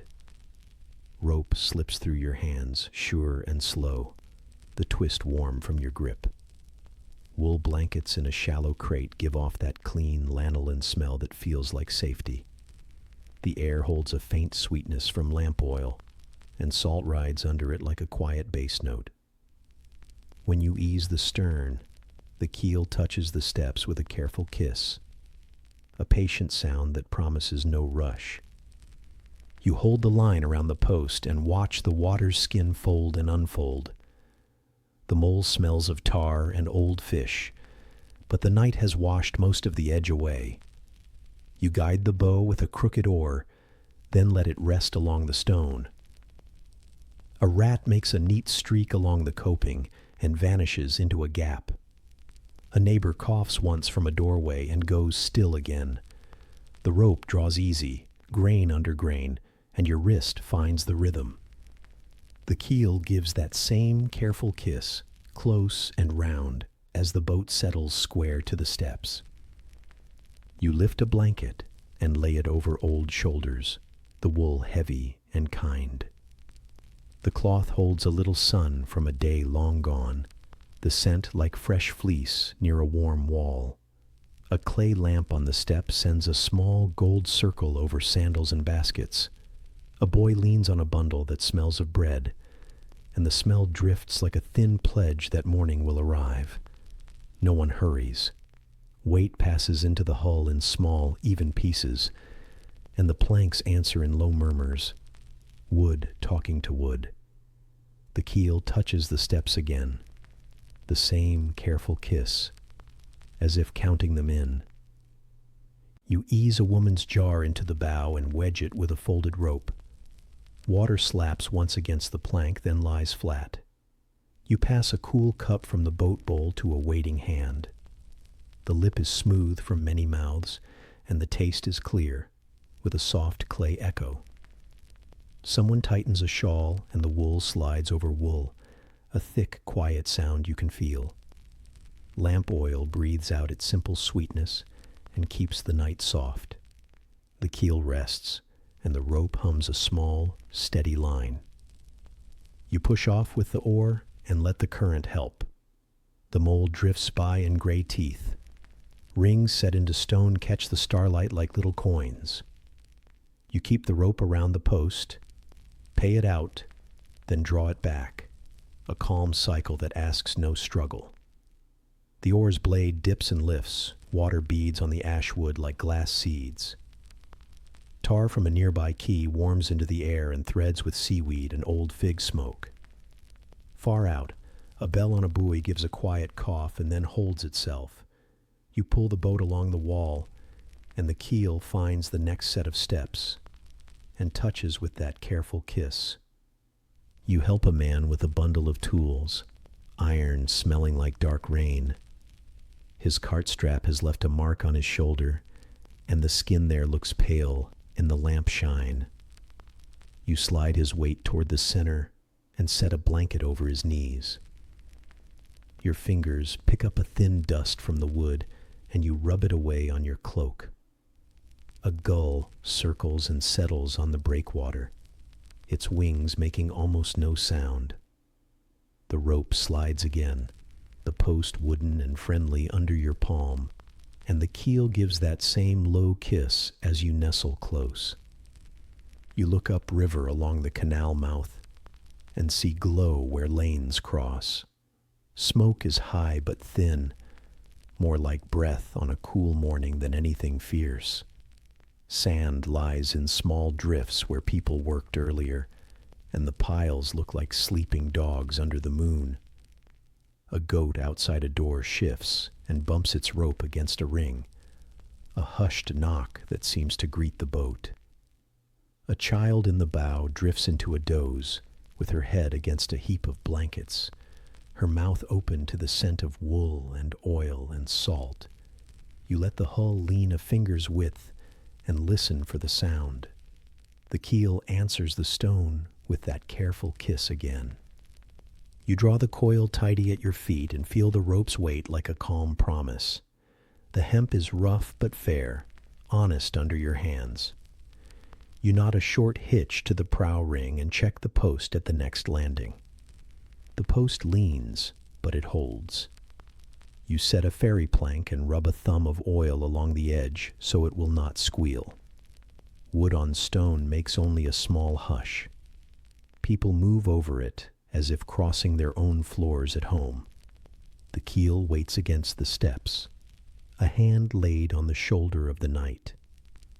You ferry across the inner water to the opposite mole, where the steps sit lower and the air smells more of fish brine. You pass near a barge, its chain whispering to the quay. The oar's loom pushes into your palm, smooth from years of work. Water droplets cool your knuckles, and you can taste salt when you touch your lip without thinking. A cat slinks along the edge and pauses to blink at your lamp, then disappears under stacked baskets. The keel brushes the steps, not strong, not sharp. The same careful kiss, and your chest eases with it. You work the same line again and again, mole to steps, steps to mole. A basket of dates and a sack of linens find places under the bench. Someone's little jar of oil leaks a thread, and the smell is like ripe fruit and warm straw. You fold a cloth under it and feel the oil climb the weave. The cloth warms, then cools. The oar bump from a moored skiff keeps time at the edge of hearing, a kind echo that helps your hands move without thought. The keel keeps to its habit and touches the stone softly, a gentle metronome of wood and water and care. You pass a doorway where a woman stirs a pot for the last of the night. The steam climbs and lifts a smell of grain and herb that floats down to you. A man on the step lifts a hand to his beard and rubs it once, then folds his arms against the mild chill. You keep your eyes on the rope and on the water's run between the keys. You watch for a new ripple or a new current, and you see none. The harbor breathes in long, even plans you can feel through your knees. The keel kisses the stone once more and waits. Between runs you sit on the sternboard and let your shoulders fall. Your palms sting a little from the rope, but the pain is small and neat, like a line cut in soft wood. You rub them with a dot of lamp oil, and the skin drinks it in. The oil smell rises, warm and clean. A beetle climbs the plank and pauses by your heel, then continues on its small course. The boat rocks the width of a hand and stops. The keel touches the steps again, that patient, shy sound, and you stand to work. You guide a last family to the further landing where the alleys meet the open square. A donkey waits there, ears still, and shakes its rope once as you come close. The rope makes that friendly rasp against the post you have heard all night. You hand up the blankets and a pair of bowls tied together with linen. The bowls knock with a round, hollow touch, an old pottery sound that always settles you. The lamplight on the water turns thin and gold, and little fish, silver as nails, turn above the pebble floor and vanish. The keel gives the steps a final careful kiss for this run, and you smile without moving your mouth. You push off and drift down the mole again, the oar's blade lazy in the clear strip between stone and stone. Your lamp sits low by the thwart, its flame like a small fruit inside glass. Oil feeds it in a thin, steady line. The wick tip glows and holds. Wool, water, salt, tar, bread. Your night has stacked its senses into a quiet wall around you. Far away, a bell hums once on the open roadstead and fades. The rope slides over your fingers, and the keel's careful kiss waits for you at the next set of steps, the sound already formed in the air. When the runs finish, you bring the boat back to its ring and lay the line in tidy circles. The rope's weight eases into the deck, a friendly heaviness that means the work is almost done. You fold the blankets and stack them by the crate, checking for damp. The wool releases the day's stories in a faint, warm smell that makes the dark feel less wide. You clean the plank with a rag and a trickle of water from a bowl. Wood grain opens and closes under your palm, like a living thing that trusts your hand. The keel rests against the steps and keeps one long, gentle contact, less a kiss now than a leaning. You climb the stone rise with the lamp and look across the inner harbor. The fires along the far lanes glow dim, more ash than flame, and the smoke goes straight up. Nets hang from beams and shine with dew. A pair of oars on a rack sigh against each other where the night wind touches them.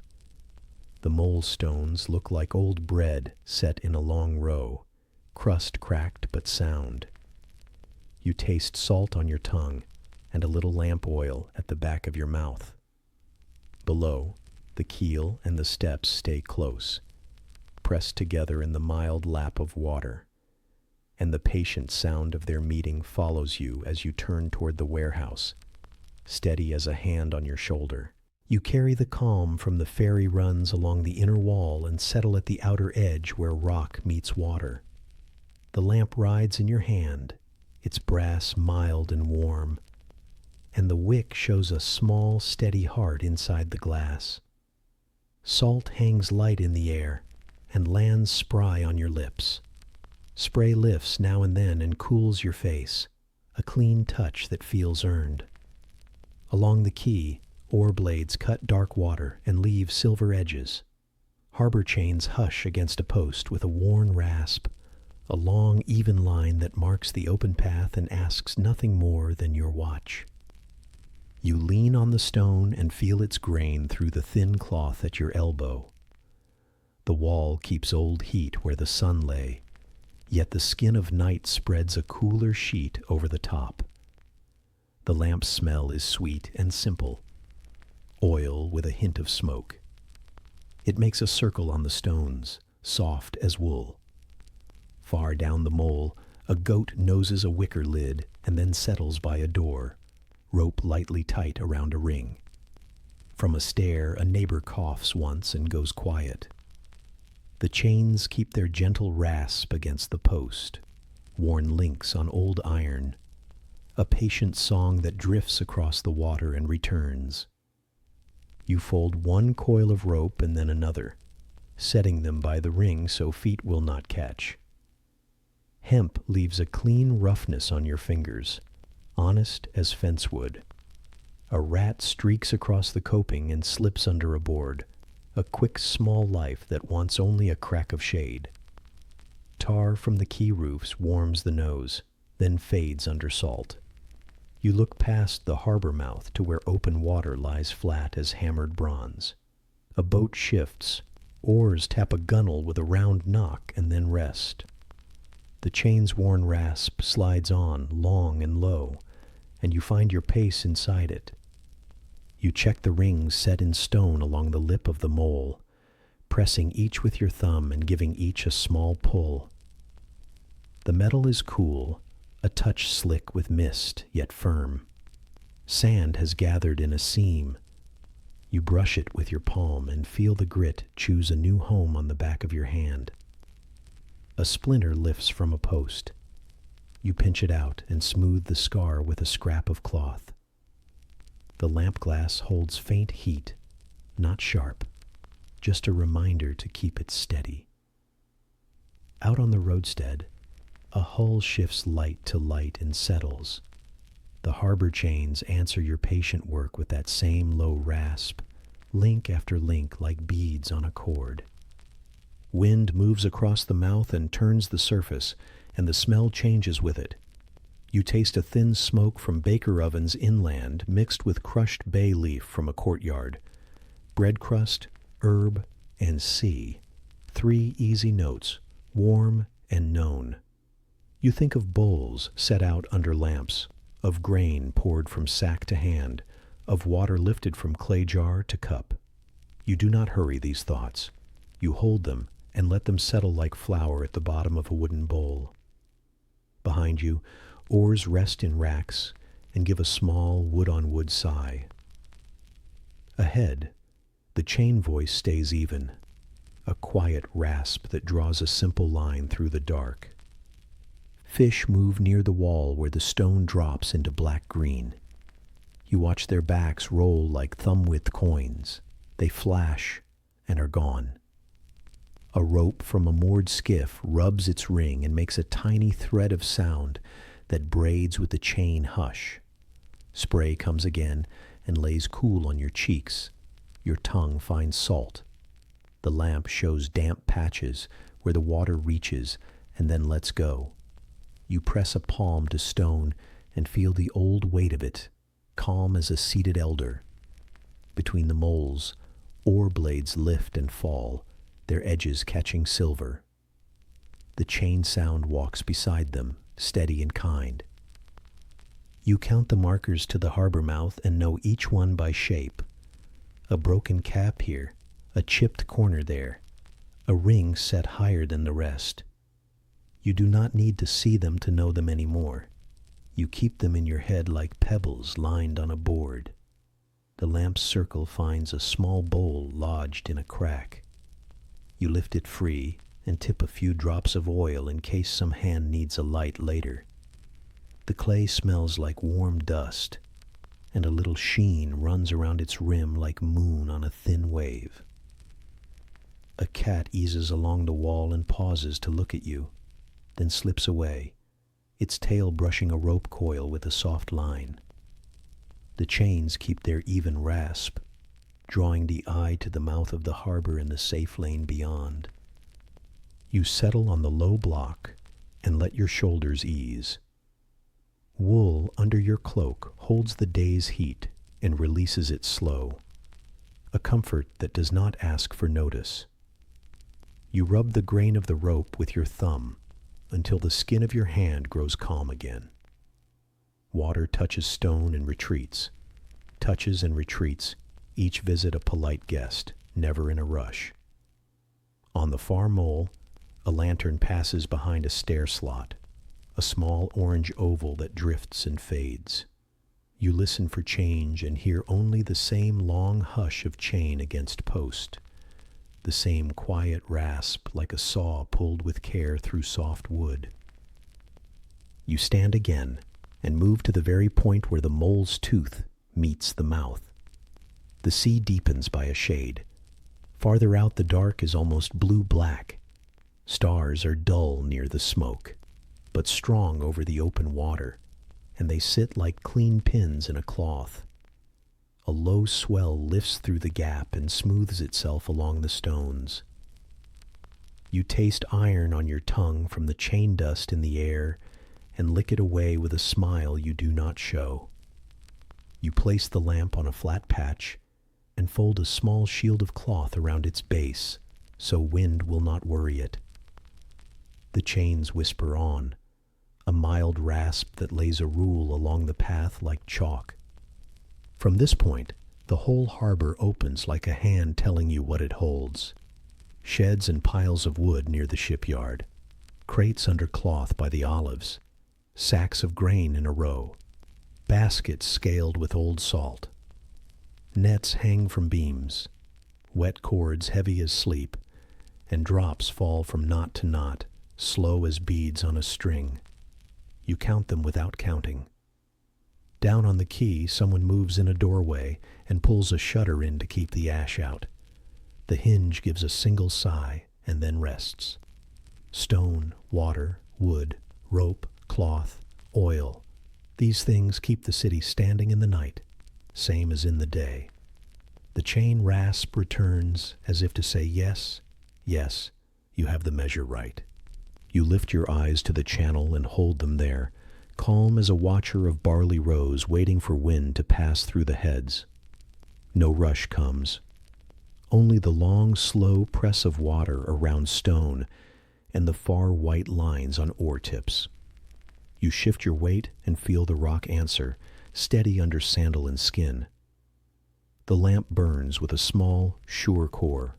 The sweet oil rides the wick and gives it what it needs. A gull on the outer block folds its head and returns to quiet. The chain, old and honest, draws its worn rasp against the post, link by link, a long, even line that marks the open path and fades into the kind dark.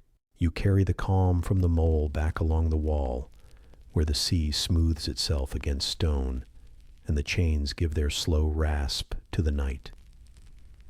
The air feels different now, not sharp, not flat, but turned a little so the edges of scent and sound shift places inside your head. You tighten your cloak and feel cloth hold a simple heat close to your ribs. Your palm finds the old line in the fabric where it folds across your chest. Oil from the lamp smells sweet and clean.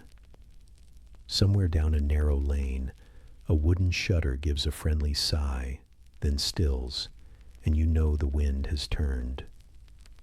You stand and let the new air pass over your face. Charcoal rides it, warm and dry, mixed with figs cooling in ovens. Their skin want to split and share soft sweetness. Grit brushes your cheek and moves on without harm. Just a small reminder of roofs and roads beyond the quays. You taste the faint ash on the lip and do not mind it. The cloak keeps steady warmth across your back, a simple weight that eases the shoulders. Close by, a rope on a ring gives one brief rub and then rests. Far off, the shutter sigh repeats, a quiet message carried along the stone. The lighthouse wall takes the changed wind like a man takes a blanket, lifting and settling, then holding. You lean your arm against the block and feel a light hum in the grain, not from fear, but from water finding new corners along the base. Stars over the mouth of the harbor look cleaner through this air, and the sea shows more black blue than before. The oars that moved earlier have stilled. Hulls sit balanced, cords trimmed and neat. Tar on the quay roofs grows soft and sweet again, the harsh edge gone. The shutter sound visits once more, thin and kind, and then the lane keeps its peace. You cross to the inner side of the mole where the wind loses force, and you check the knots you tied before dusk. Hemp looks darker where spray soaked it. You run a thumb along one twist and feel the fibers turn under your nail. A skiff rope lies wrong. You lift it and smooth the lay, then set it firm with a turn around a post. The wood of the post feels worn and faithful, the circle at its top polished by years of hands. Salt lies on your tongue, not sharp now, more like the memory of soup cooled at midday. Behind the sheds, a neighbor coughs and shifts on a mat. Somewhere under a plank, a rat works at a seed and pauses when you pass. By the storehouse corner, ash lifts in small ghosts and drifts away. You keep your lamp low to protect the flame from the fresh draft that sneaks along the sill. Clay jars inside the doorway show dull shapes, shoulders in rows like smooth stones in a river. You brush the edge of a sack as you pass and feel the soft give of grain within, a safe weight that likes its dark bed. From the ovens near the hill, the fig smell turns deeper now, touched by cooling clay and a hint of bay leaf from a courtyard pot. The shutter somewhere gives another easy sigh and then rests still, wood easing inside wood. You stop at the cistern lip where the chain bucket waits. The water that rose clean earlier sits calm and dark, a flat coin with lamplight like a thin scratch across its face. You tie a cloth over the bucket mouth to keep grit out. The knot draws with a small creak that pleases the hand. Stone around the opening tastes faint like old dust when you lick a finger to clear a mark. You lift a bowl from a peg and set it right side up again, listening for any strange whisper from the lower hole. Only the small echo returns, round and steady. The shutter sound carries faint over the roof line, a soft breath of wood turned by a kinder wind. In the lane behind the sheds, You move a basket to cover a spark near a door jamb. The straw rim brushes your fingers and leaves a sweet, dry scent. You edge a little sand out of a sack with your hand and let it slide, careful and slow, over a thin red spot until the color dulls. The shovel you used earlier rests in the corner. You tilt it so the iron will not sing if the wind strikes it hard. The ground holds a fine grit now, not harsh enough to sting, only enough to talk under sandals. From a deep room, a low mutter rises, the sound of tired men settling under wool, and then the quiet folds over them like a cloak. The shutter sigh does not come. Even friendly signs know not to speak too often. You return to the mole, the sea on your right and the stacks on your left, and the wind passes your ear with a tone you did not hear at sunset. It carries oil, figs, and the faint smoke of damp wood, along with the animal smell of wool blankets that aired near water at noon. Your lamp glass feels warmer now that you keep the flame shielded. The metal crown near the handle gives off a gentle heat that comforts the fingers. You taste iron again. From the old chain dust the wind has lifted. A goat down by a step snuffs at a patch of moss and lies down, satisfied with a small square of stone. The shutter from the hill lane gives its soft reminder, and then grows quiet again. You pause near the channel markers and hold a palm to the stone. It collects the air and offers it back to you cool and even, as if the wall knows how to keep the peace between sea and street. The marker's edges feel damp.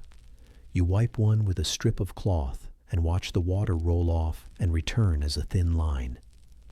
Out in the roadstead, a hull turns a little, then holds. Nets that you hung earlier hang heavier now, cords damp and true, drops gathering at their tips before they fall with the small measure that calms your chest. Rope somewhere above answers the wind with a low hum. In a sheltered yard, a shutter shifts inside its groove and gives one more friendly sigh, then stills, proof that the new air has found its place. You think of bowls stacked in a cupboard, of a hearth smothered with sand, of a cloth folded over a lamp to keep soot off a beam. You picture the bread heel you saved, the figs you might share at dawn if anyone finds your door.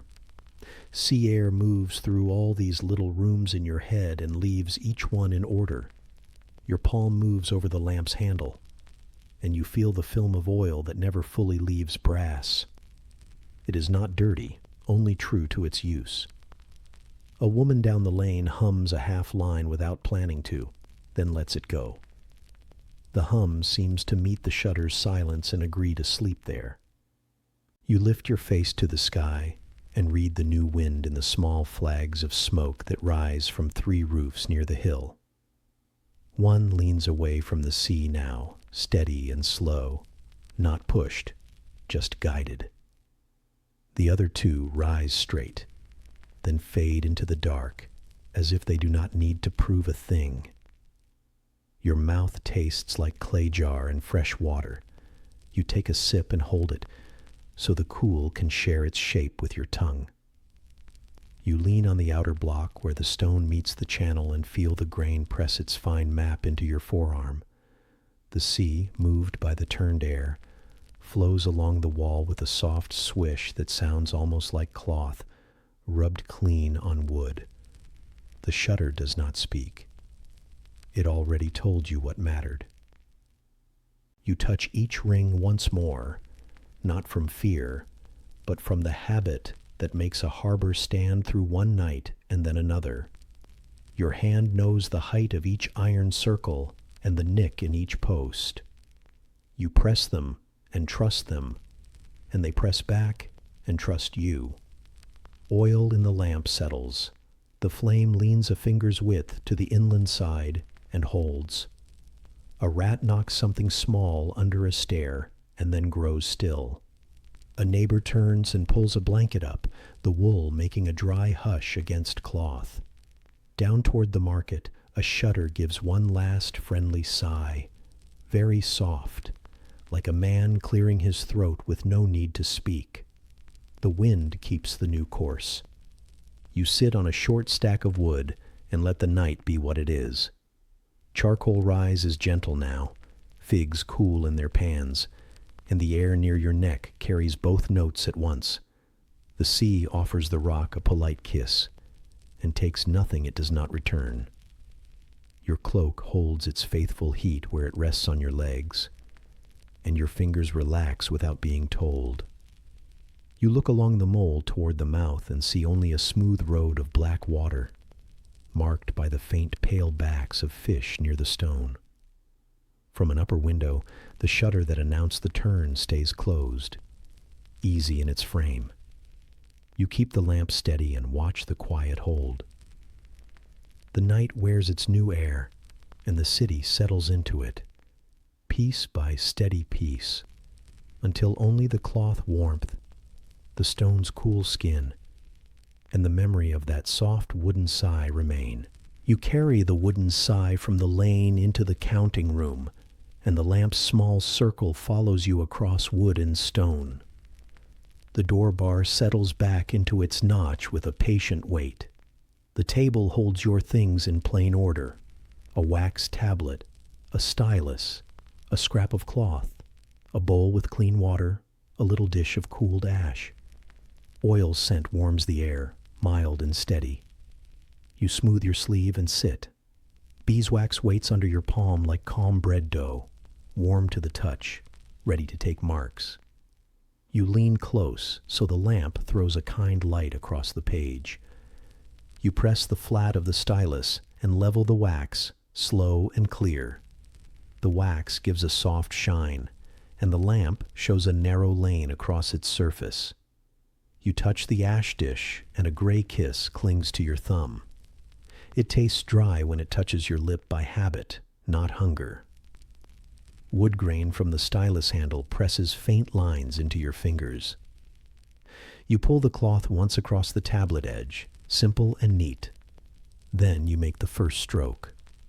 The dry, steady scratch begins, light as thread on stone, the sound you choose to carry you through. You keep count of who crossed the water tonight, not in loud lines, but in small living signs.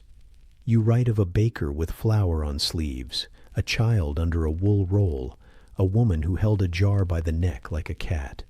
You do not need names to find them later. You hold a mark that fits each face. The scratch sets each one in place and moves along. The tablet warms under your wrist, and the beeswax smell rises again. Your mouth holds a thin taste of smoke and salt, not unkind. Outside, water nudges wood somewhere on the mole, a gentle push, then peace. The scratch continues, even and sure. You set the stylus down and rub the ash smooth with the side of your thumb. The gray softens each letter, so it shows against the shine. Dust gathers at the tablet's edge. A small hill you slide into the dish with the cloth. The bowl waits at your elbow. You lift water to your lip and feel cool settle your tongue. The lamp holds its quiet flame inside the glass, warm and loyal. You wet the cloth and wring it once. The line in the wax looks clean where you pass it, and you nod at the order. The scratch comes again, calm as a hand across linen. You remember wool blankets on narrow benches in a boat. You remember the rope sliding sure and slow over your palm, its hemp roughness honest on skin. The keel touched the steps with a careful kiss, and that sound still sits under your ribs like a friend. You write that crossing as 3 long lines and a dot, your coat sleeve brushing the table, leaving a little smudge of soot. Tar and seaweed from the inner wharf feel near again, mild and sweet. You hold the stylus steady. The scratch repeats with the same low tone, and the wax opens to take it in. You mark the potter who walked with a stiff knee, and the salt seller who tied his belt with a sailor's knot. You draw a tiny hook where the knot should be, so you will recall it on some other calm day. You write of 2 goats led by a rope through the dark and a cartwheel guided by 3 hands along the quay. You record a cough that came from a neighbor behind the storehouse door, soft, polite, and then gone. Under the floor, a rat moves a seed and leaves it. The sound is light as sand poured from a small cup. Your hand rests. The scratch waits with you, then takes the next line when you ask it to. You hold the tablet nearer the lamp and feel heat rise from glass and brass. The stylus tip makes a narrow road where it passes. Each groove lies true under the light. You dip the point in ash again, and the gray powder travels like quiet cloud along the letter roots. A curl of wax lifts and clings to your nail. You brush it onto the cloth and save the face of the page. You sip from the bowl and taste clay and clear water. The room smells of bees, smoke, and human wool. The scratch continues, dry and even, as if the sound itself knows the duty. You pause to rest your hand and fold the cloth. On the table, a little plate holds crumb from a bread heel and a shard of fig skin. You eat the heel, and warm grain fills your mouth. The fig brings soft sugar and a memory of noon. Oil from the lamp leans toward you, sweet and clean. You feel the wood of the bench under your thighs, and the stone cool under your feet. A rope outside rubs a ring once, then is still. You return to the tablet and smooth a fresh field with patient strokes. The scratch resumes, quiet company inside the hour. You write of empty rooms left behind, of a lamp pinned safe with a clay cover, of a jug hidden under a step where water stays cool. You draw a small circle for a sealed door, and a short curve for a folded cloak left for later. You keep account for each ferry run, 1 pebble to the left pile, 1 stroke to the wax. Sand under the threshold showed on your hands earlier. You still feel its grain under your nails. You rub your thumb along the stylus again and find the tiny notch that fits you. The scratch keeps time, straight as a plumb line drawn in dust. You turn the tablet and start a new side. The beeswax welcomes the point, and a low shine carries the letters like boats at ease. You add a mark for a jar of oil tied with cloth, a mark for a basket of dates, a mark for a sleeping baby carried on a shoulder. Your head is clear inside this work. It knows the road from one mark to the next. Outside, the harbor takes a slow, long breath you do not hear but feel in the slight sway of rope on the wall. You taste a hint of salt again, and it feels like good soup at winter noon. The scratch moves on without hurry, the sound staying level. You finish the count and press the stylus flat once more to smooth a last corner.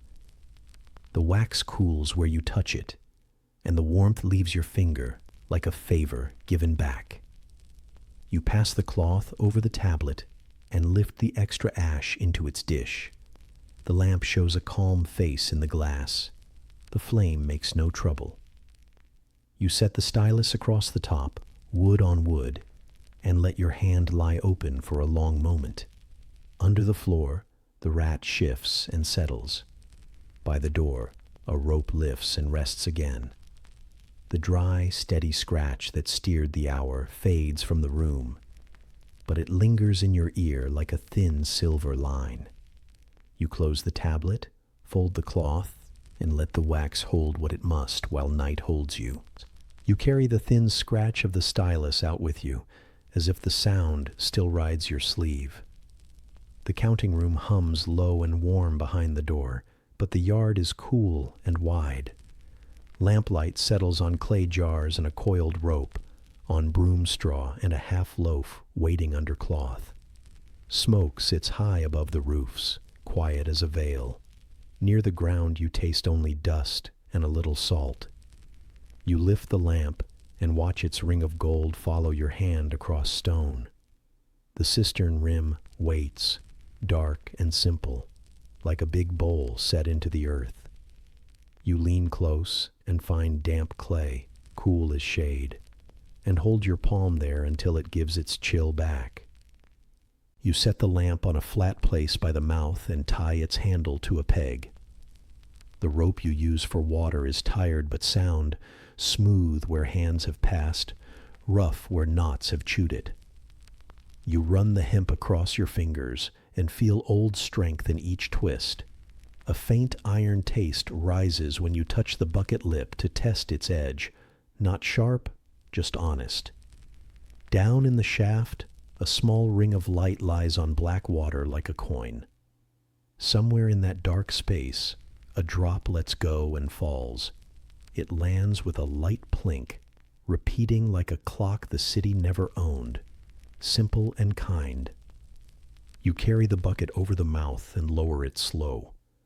The rope slides, grain against grain, and weight takes hold in your hands. Stone sweats a little. The rim moistens your cuffs. Your forearms turn steady as good wood. The rope hums against the throat of the shaft in a low line. The bucket kisses the surface and fills. You wait, then lift, and the pull moves into your shoulders and back. A clean task that asks for no hurry.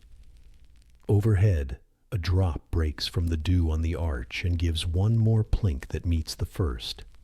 2 tiny bells keeping time. You set the bucket down and pour into a jar with a cloth rolled as a lip. Water runs clean and straight. It smells like fresh clay after light rain. A little spills onto the stone and moves in a slow leaf shape toward a crack. You brush the rim dry with the cloth and feel the cool climb through the weave. The iron taste lingers at the corner of your mouth, not bitter, only old. You write a short line on a wax scrap with the point of your nail, then smooth it again. In the shaft, the plink returns. Patient, the only clock you need. You move the filled jar to the door and settle it behind a plank where a hand will find it at dawn. Under the floor, a rat shifts, then is still, as if it understands the small order of jars and ropes and cloth. A neighbor coughs once from behind a low wall, soft and dry, then rests quiet again. You carry an empty jar back and set it by the mouth, the clay cool on your palms. Your cloak tastes of smoke and bread. It keeps a simple heat at your neck. You watch the lamp flame steady against the night. The rope hangs in a clean curve, and its fibers whisper when you lift again. You make the round along the rim, pausing where moss has found a home. Your fingers find its slick softness, and you brush it away in short, gentle strokes. The bucket thumps the side once as it rises, then swings into your hold like a trusting thing. You pour and listen to the quick stream settle into the jar's throat. A second drop falls from the same stone lip as before, and strikes with a plink that seems a little deeper now, or perhaps your ear has moved closer.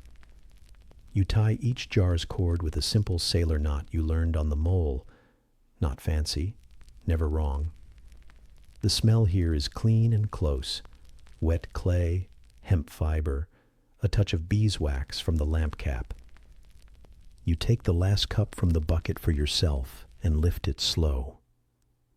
The water holds a hint of salt from old stone. It cools your tongue and puts quiet along the back of your mouth.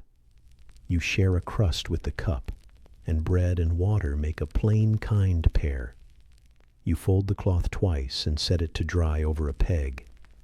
Above the roofs, the smoke thins and lets a few stars show, small as seed and steady. You hear a boat rope answer the tide somewhere beyond the warehouses, just one soft rub as the harbor turns in sleep. Near your elbow, the plink marks the moment again, neat and light.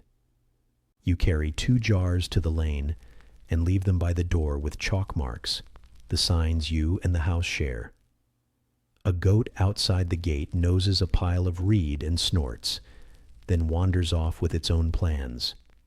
Wool blankets inside a narrow boat will want wetting later. You note this in your head as a flat stone you can step on.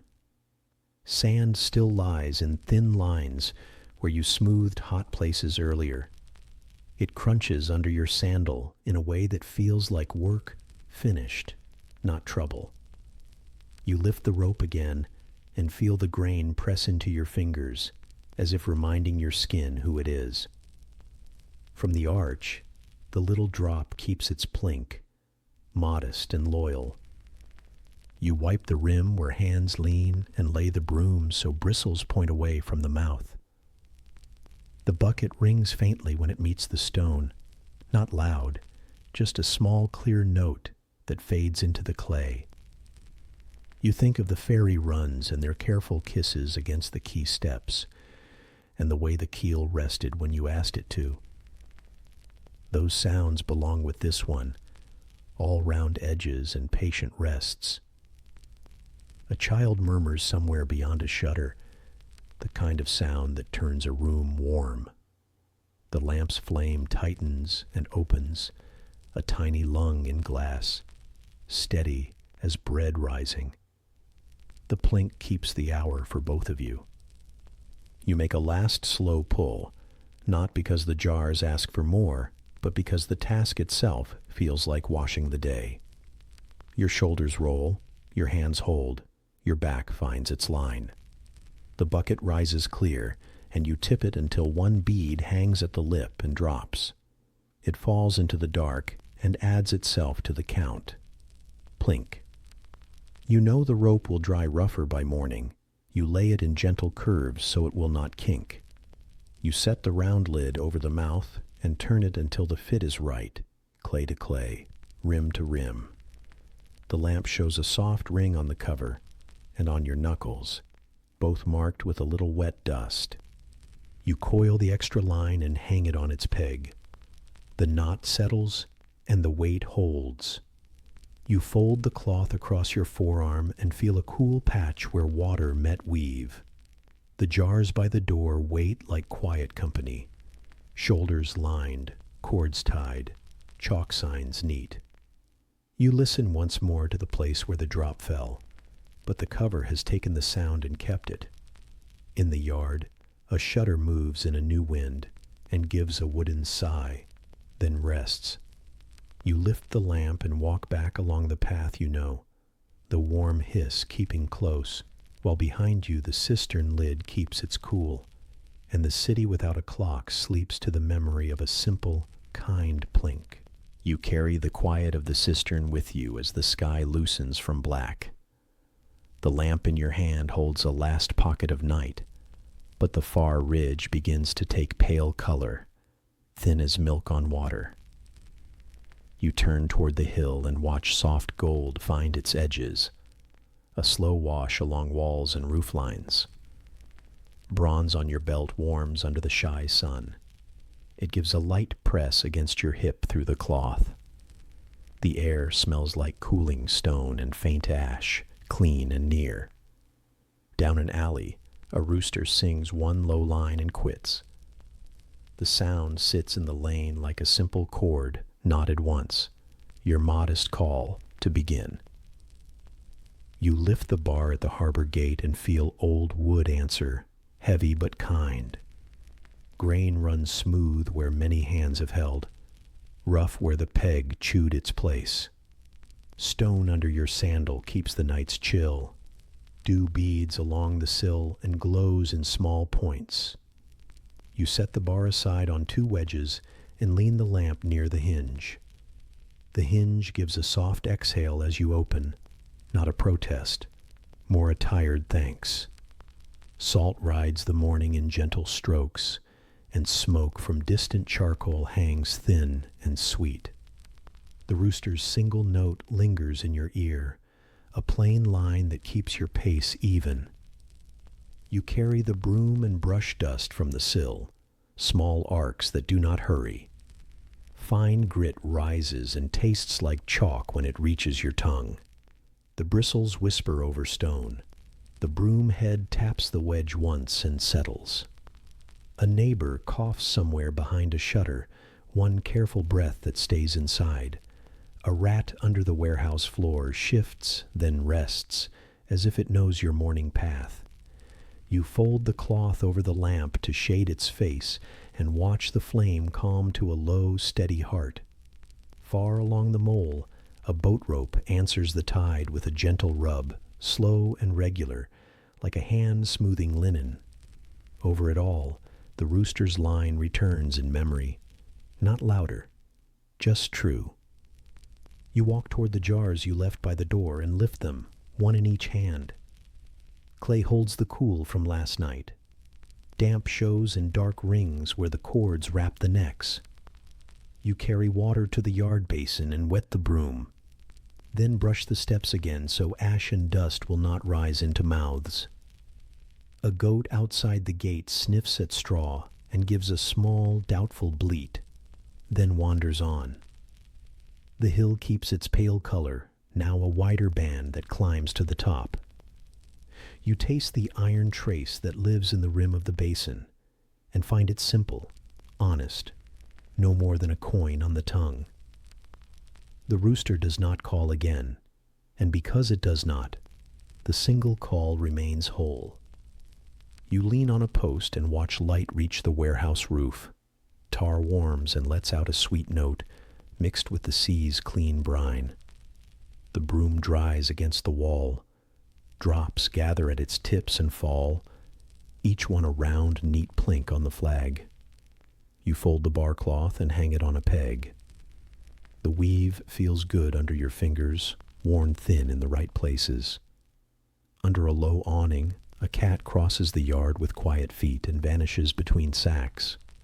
You listen for the little run of paws on wood, but the cat leaves no tail behind.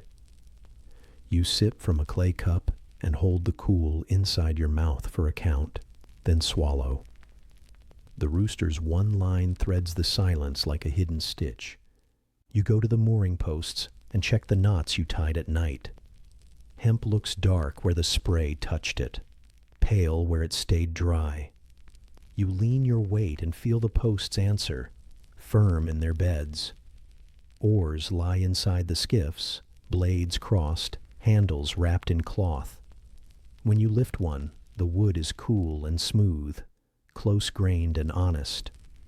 A light bump runs through the hull when it meets the quay. Not harsh, just a slow hello. The harbor smells of wet rope and fish scale from yesterday, softened by time. You tie a fresh band around a line that shows wear and pull it snug. The rooster's call returns again in thought, the exact length of one low line. You sit on a coil and open your bag. Bread gives under your fingers and shows a warm, pale crumb. A fig folds into itself and shares a kind sugar. You pinch a little salt from a small bowl and lay it on the bread. Then take a careful bite. The clay cup lifts clean water to your lips. The rim is smooth and cool. The cup sets down with a round, gentle ring on the stone. A small bell for a simple meal. A gull passes close and leaves the scent of wind and feather and sea. You fold the cloth around the rest and tuck it away. The hill holds a new color now, not bright, only sure. You return to the ledger table and open the cover with 2 fingers. Parchment smells dry and carries a faint sting of smoke from hands and lamps. You wet a finger, taste dust, and turn a page that lists the jars you moved, the sacks you weighed, the boats you brought inside. A stylus scratches a thin hush across the margin as you add one line, then another, letters steady as stacked wood. You close the ledger and tie its cord, then rub a touch of oil into the key to keep its honest turn. From the lane, A cartwheel gives a soft wooden groan and then a pause. Someone stops to lift a light load. The rooster's single note drifts back again through time, as if the page itself remembers it. You climb the short stair by the harbor gate and lean on the top rail. The Bursa opens its shoulder to the day, walls touched now by a clean band of sun. Bronze on your belt holds the warmth it has taken, a quiet stone of heat against your side. The air smells like cooling stone in ovens at rest. Somewhere inland, bread will appear. You can almost taste its crust. Sparrows make small wires of sound in the eaves, quick and bright, but not sharp.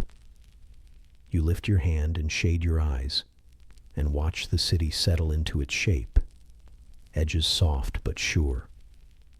The simple rooster call repeats once in your head and stops, like a short oath kept without noise. You carry the broom back through the gate and set it straight beside the door.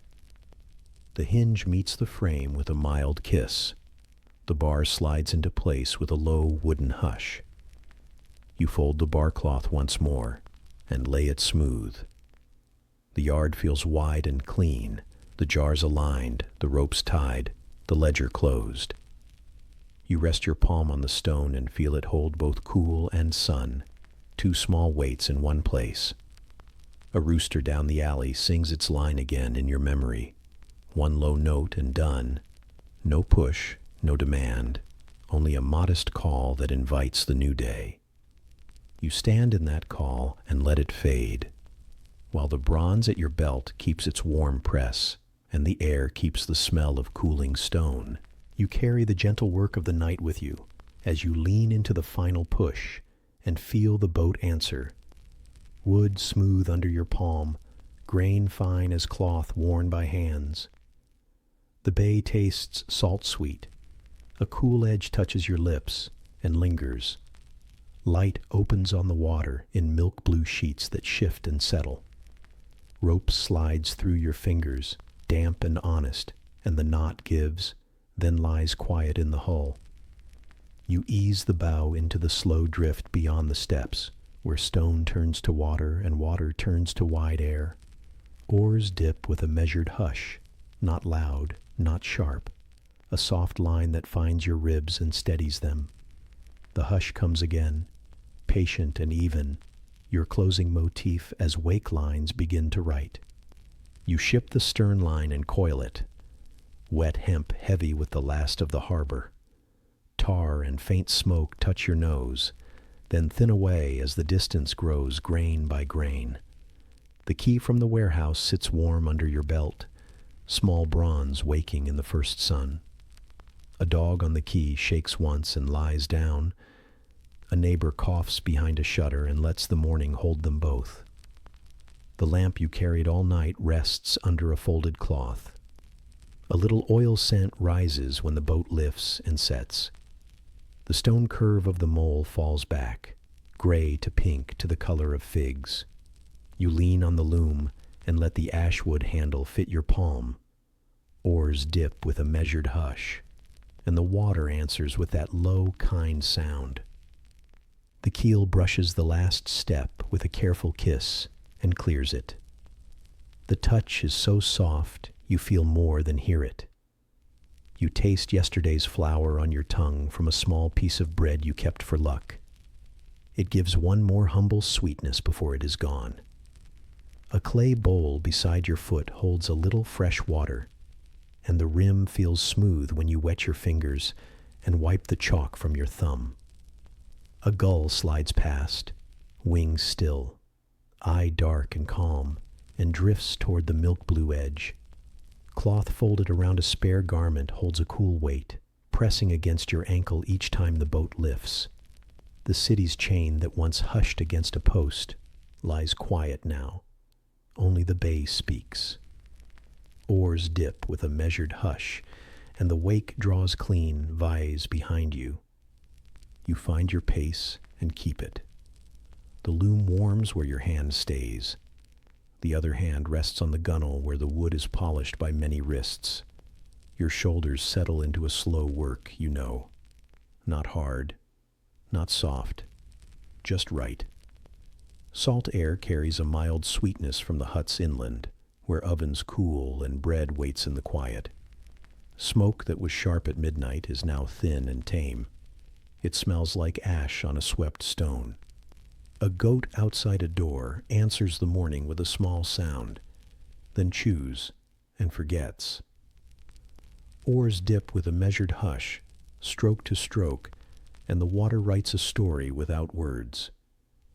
You turn the bow toward the channel markers, low stones set like kneeling backs, with a rod here and there to point the way. The posts show old cuts where rope once rubbed. They lean with the patience of wood that has seen many days.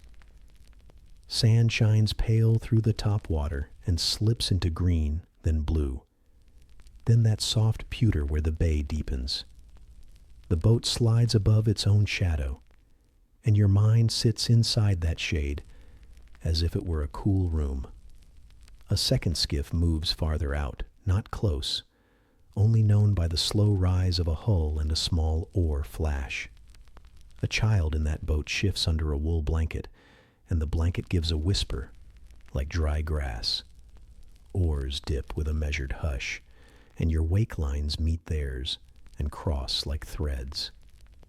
You lean forward and back, the steady hinge of your body set by the oar's length and the bay's mild pull. The cloth at your shoulder sticks and then lets go, a soft tack-tack of weave against skin, not sharp, just present. The smell of lanolin from a folded blanket at your feet warms in the sun and mixes with brine. It is animal and good. A grain of dust from the ledger day rides the nail bed of your thumb. You rub it away on the edge of the seat and watch it vanish into the wood. Far behind, the hill turns the color of dull copper where light finds it, and the roofs hold a last thin gray. The city does not speak. The water speaks for it now. Oars dip with a measured hush, and the hush holds the day in one even line. You check the coil of spare rope and lay it in a neat figure so it will pay out smooth if asked. The rope smells of salt and a little fig from the bundle where it lay at dawn, a small kindness from a neighbor's hand. A tiny beetle clings to the gunwale and goes where you go, its shell a single dark bead. It finds the crack between two boards and stays. You lift the bowl again, sip once, and let the cool sit under your tongue before you swallow. Your throat takes that small gift and says nothing back. The air here tastes cleaner, like clay newly wet. Oars dip with a measured hush, and in the hush your shoulders loosen, as if a door you did not know was closed now stands open. You pass the last post and feel water rise a little under the keel. A slow, broad lift that has no hurry. The bay opens its hands. The board under your feet gives a faint murmur as the grain answers the new pull. A light spray kisses your knuckles. It tastes bright and plain. Salt without anything else. You slide the cloth at your waist and tie the knot more snug. The knot remembers your fingers and takes shape with little effort. A far bell on the shore hums a single note and lets it fade, one slow sound that moves across the flat like smoke. The city behind you grows small without anger, without a cry, like a house that settles when a wind passes. Oars dip with a measured hush, and the wake spreads wider. You lay the loom across your knees and rest for a count, letting the boat drift while the milk-blue sky stretches to a calm white near the sun. The wood under your palm keeps its smooth voice. It feels like old bread crust, firm but kind. A thin thread of seaweed floats by, green turned to brown, and brushes the side with a sound like cloth sliding. The smell of tar from the seams is warm now, almost sweet. It meets the open water's clean edge and makes a small marriage you can taste at the back of your mouth. A fisherman far off adjusts his sail. You do not look long, but you know by the small change in his line. Oars dip with a measured hush when you take them up again, and the hush is the same as before. You think of the cistern rim damp under your hand, of the bucket lips' faint iron taste, of names pressed into wax and cooled, of the broom's whisper over stone, of the dog that lay down and kept its counsel, of the single rooster line that was enough. All those small marks fold into the water's wide page and ride with you. Rope, lamp, bowl, sand, cloth, stone, water, wood, dust, bread, no more and no less, become a list that needs no ledger now. You carry them forward in the wake you make, in lines that touch and open and close again. The shore breathes in and out in its own slow way, though you do not name it. Oars dip with a measured hush, and your hands answer, and the hush holds steady. You work until the mole is a low thought, and the hill a pale thumb on the land. The bay tastes salt sweet, and the sky keeps its milk blue, soft as wool washed well. The keel draws a path you will not see again once the light shifts, but for now it is there, bright as spilled oil, and then gone. The air smells of clean water and a little smoke fading into morning. Your tongue carries one last crumb of bread, a simple end to a simple meal. You do not hurry, you do not slow. Oars dip with a measured hush, your closing motif, while the city behind you grows quiet, and the water writes gentle paths forward that widen and fade and widen again, until only the hush remains, long and even, laid across the open sea.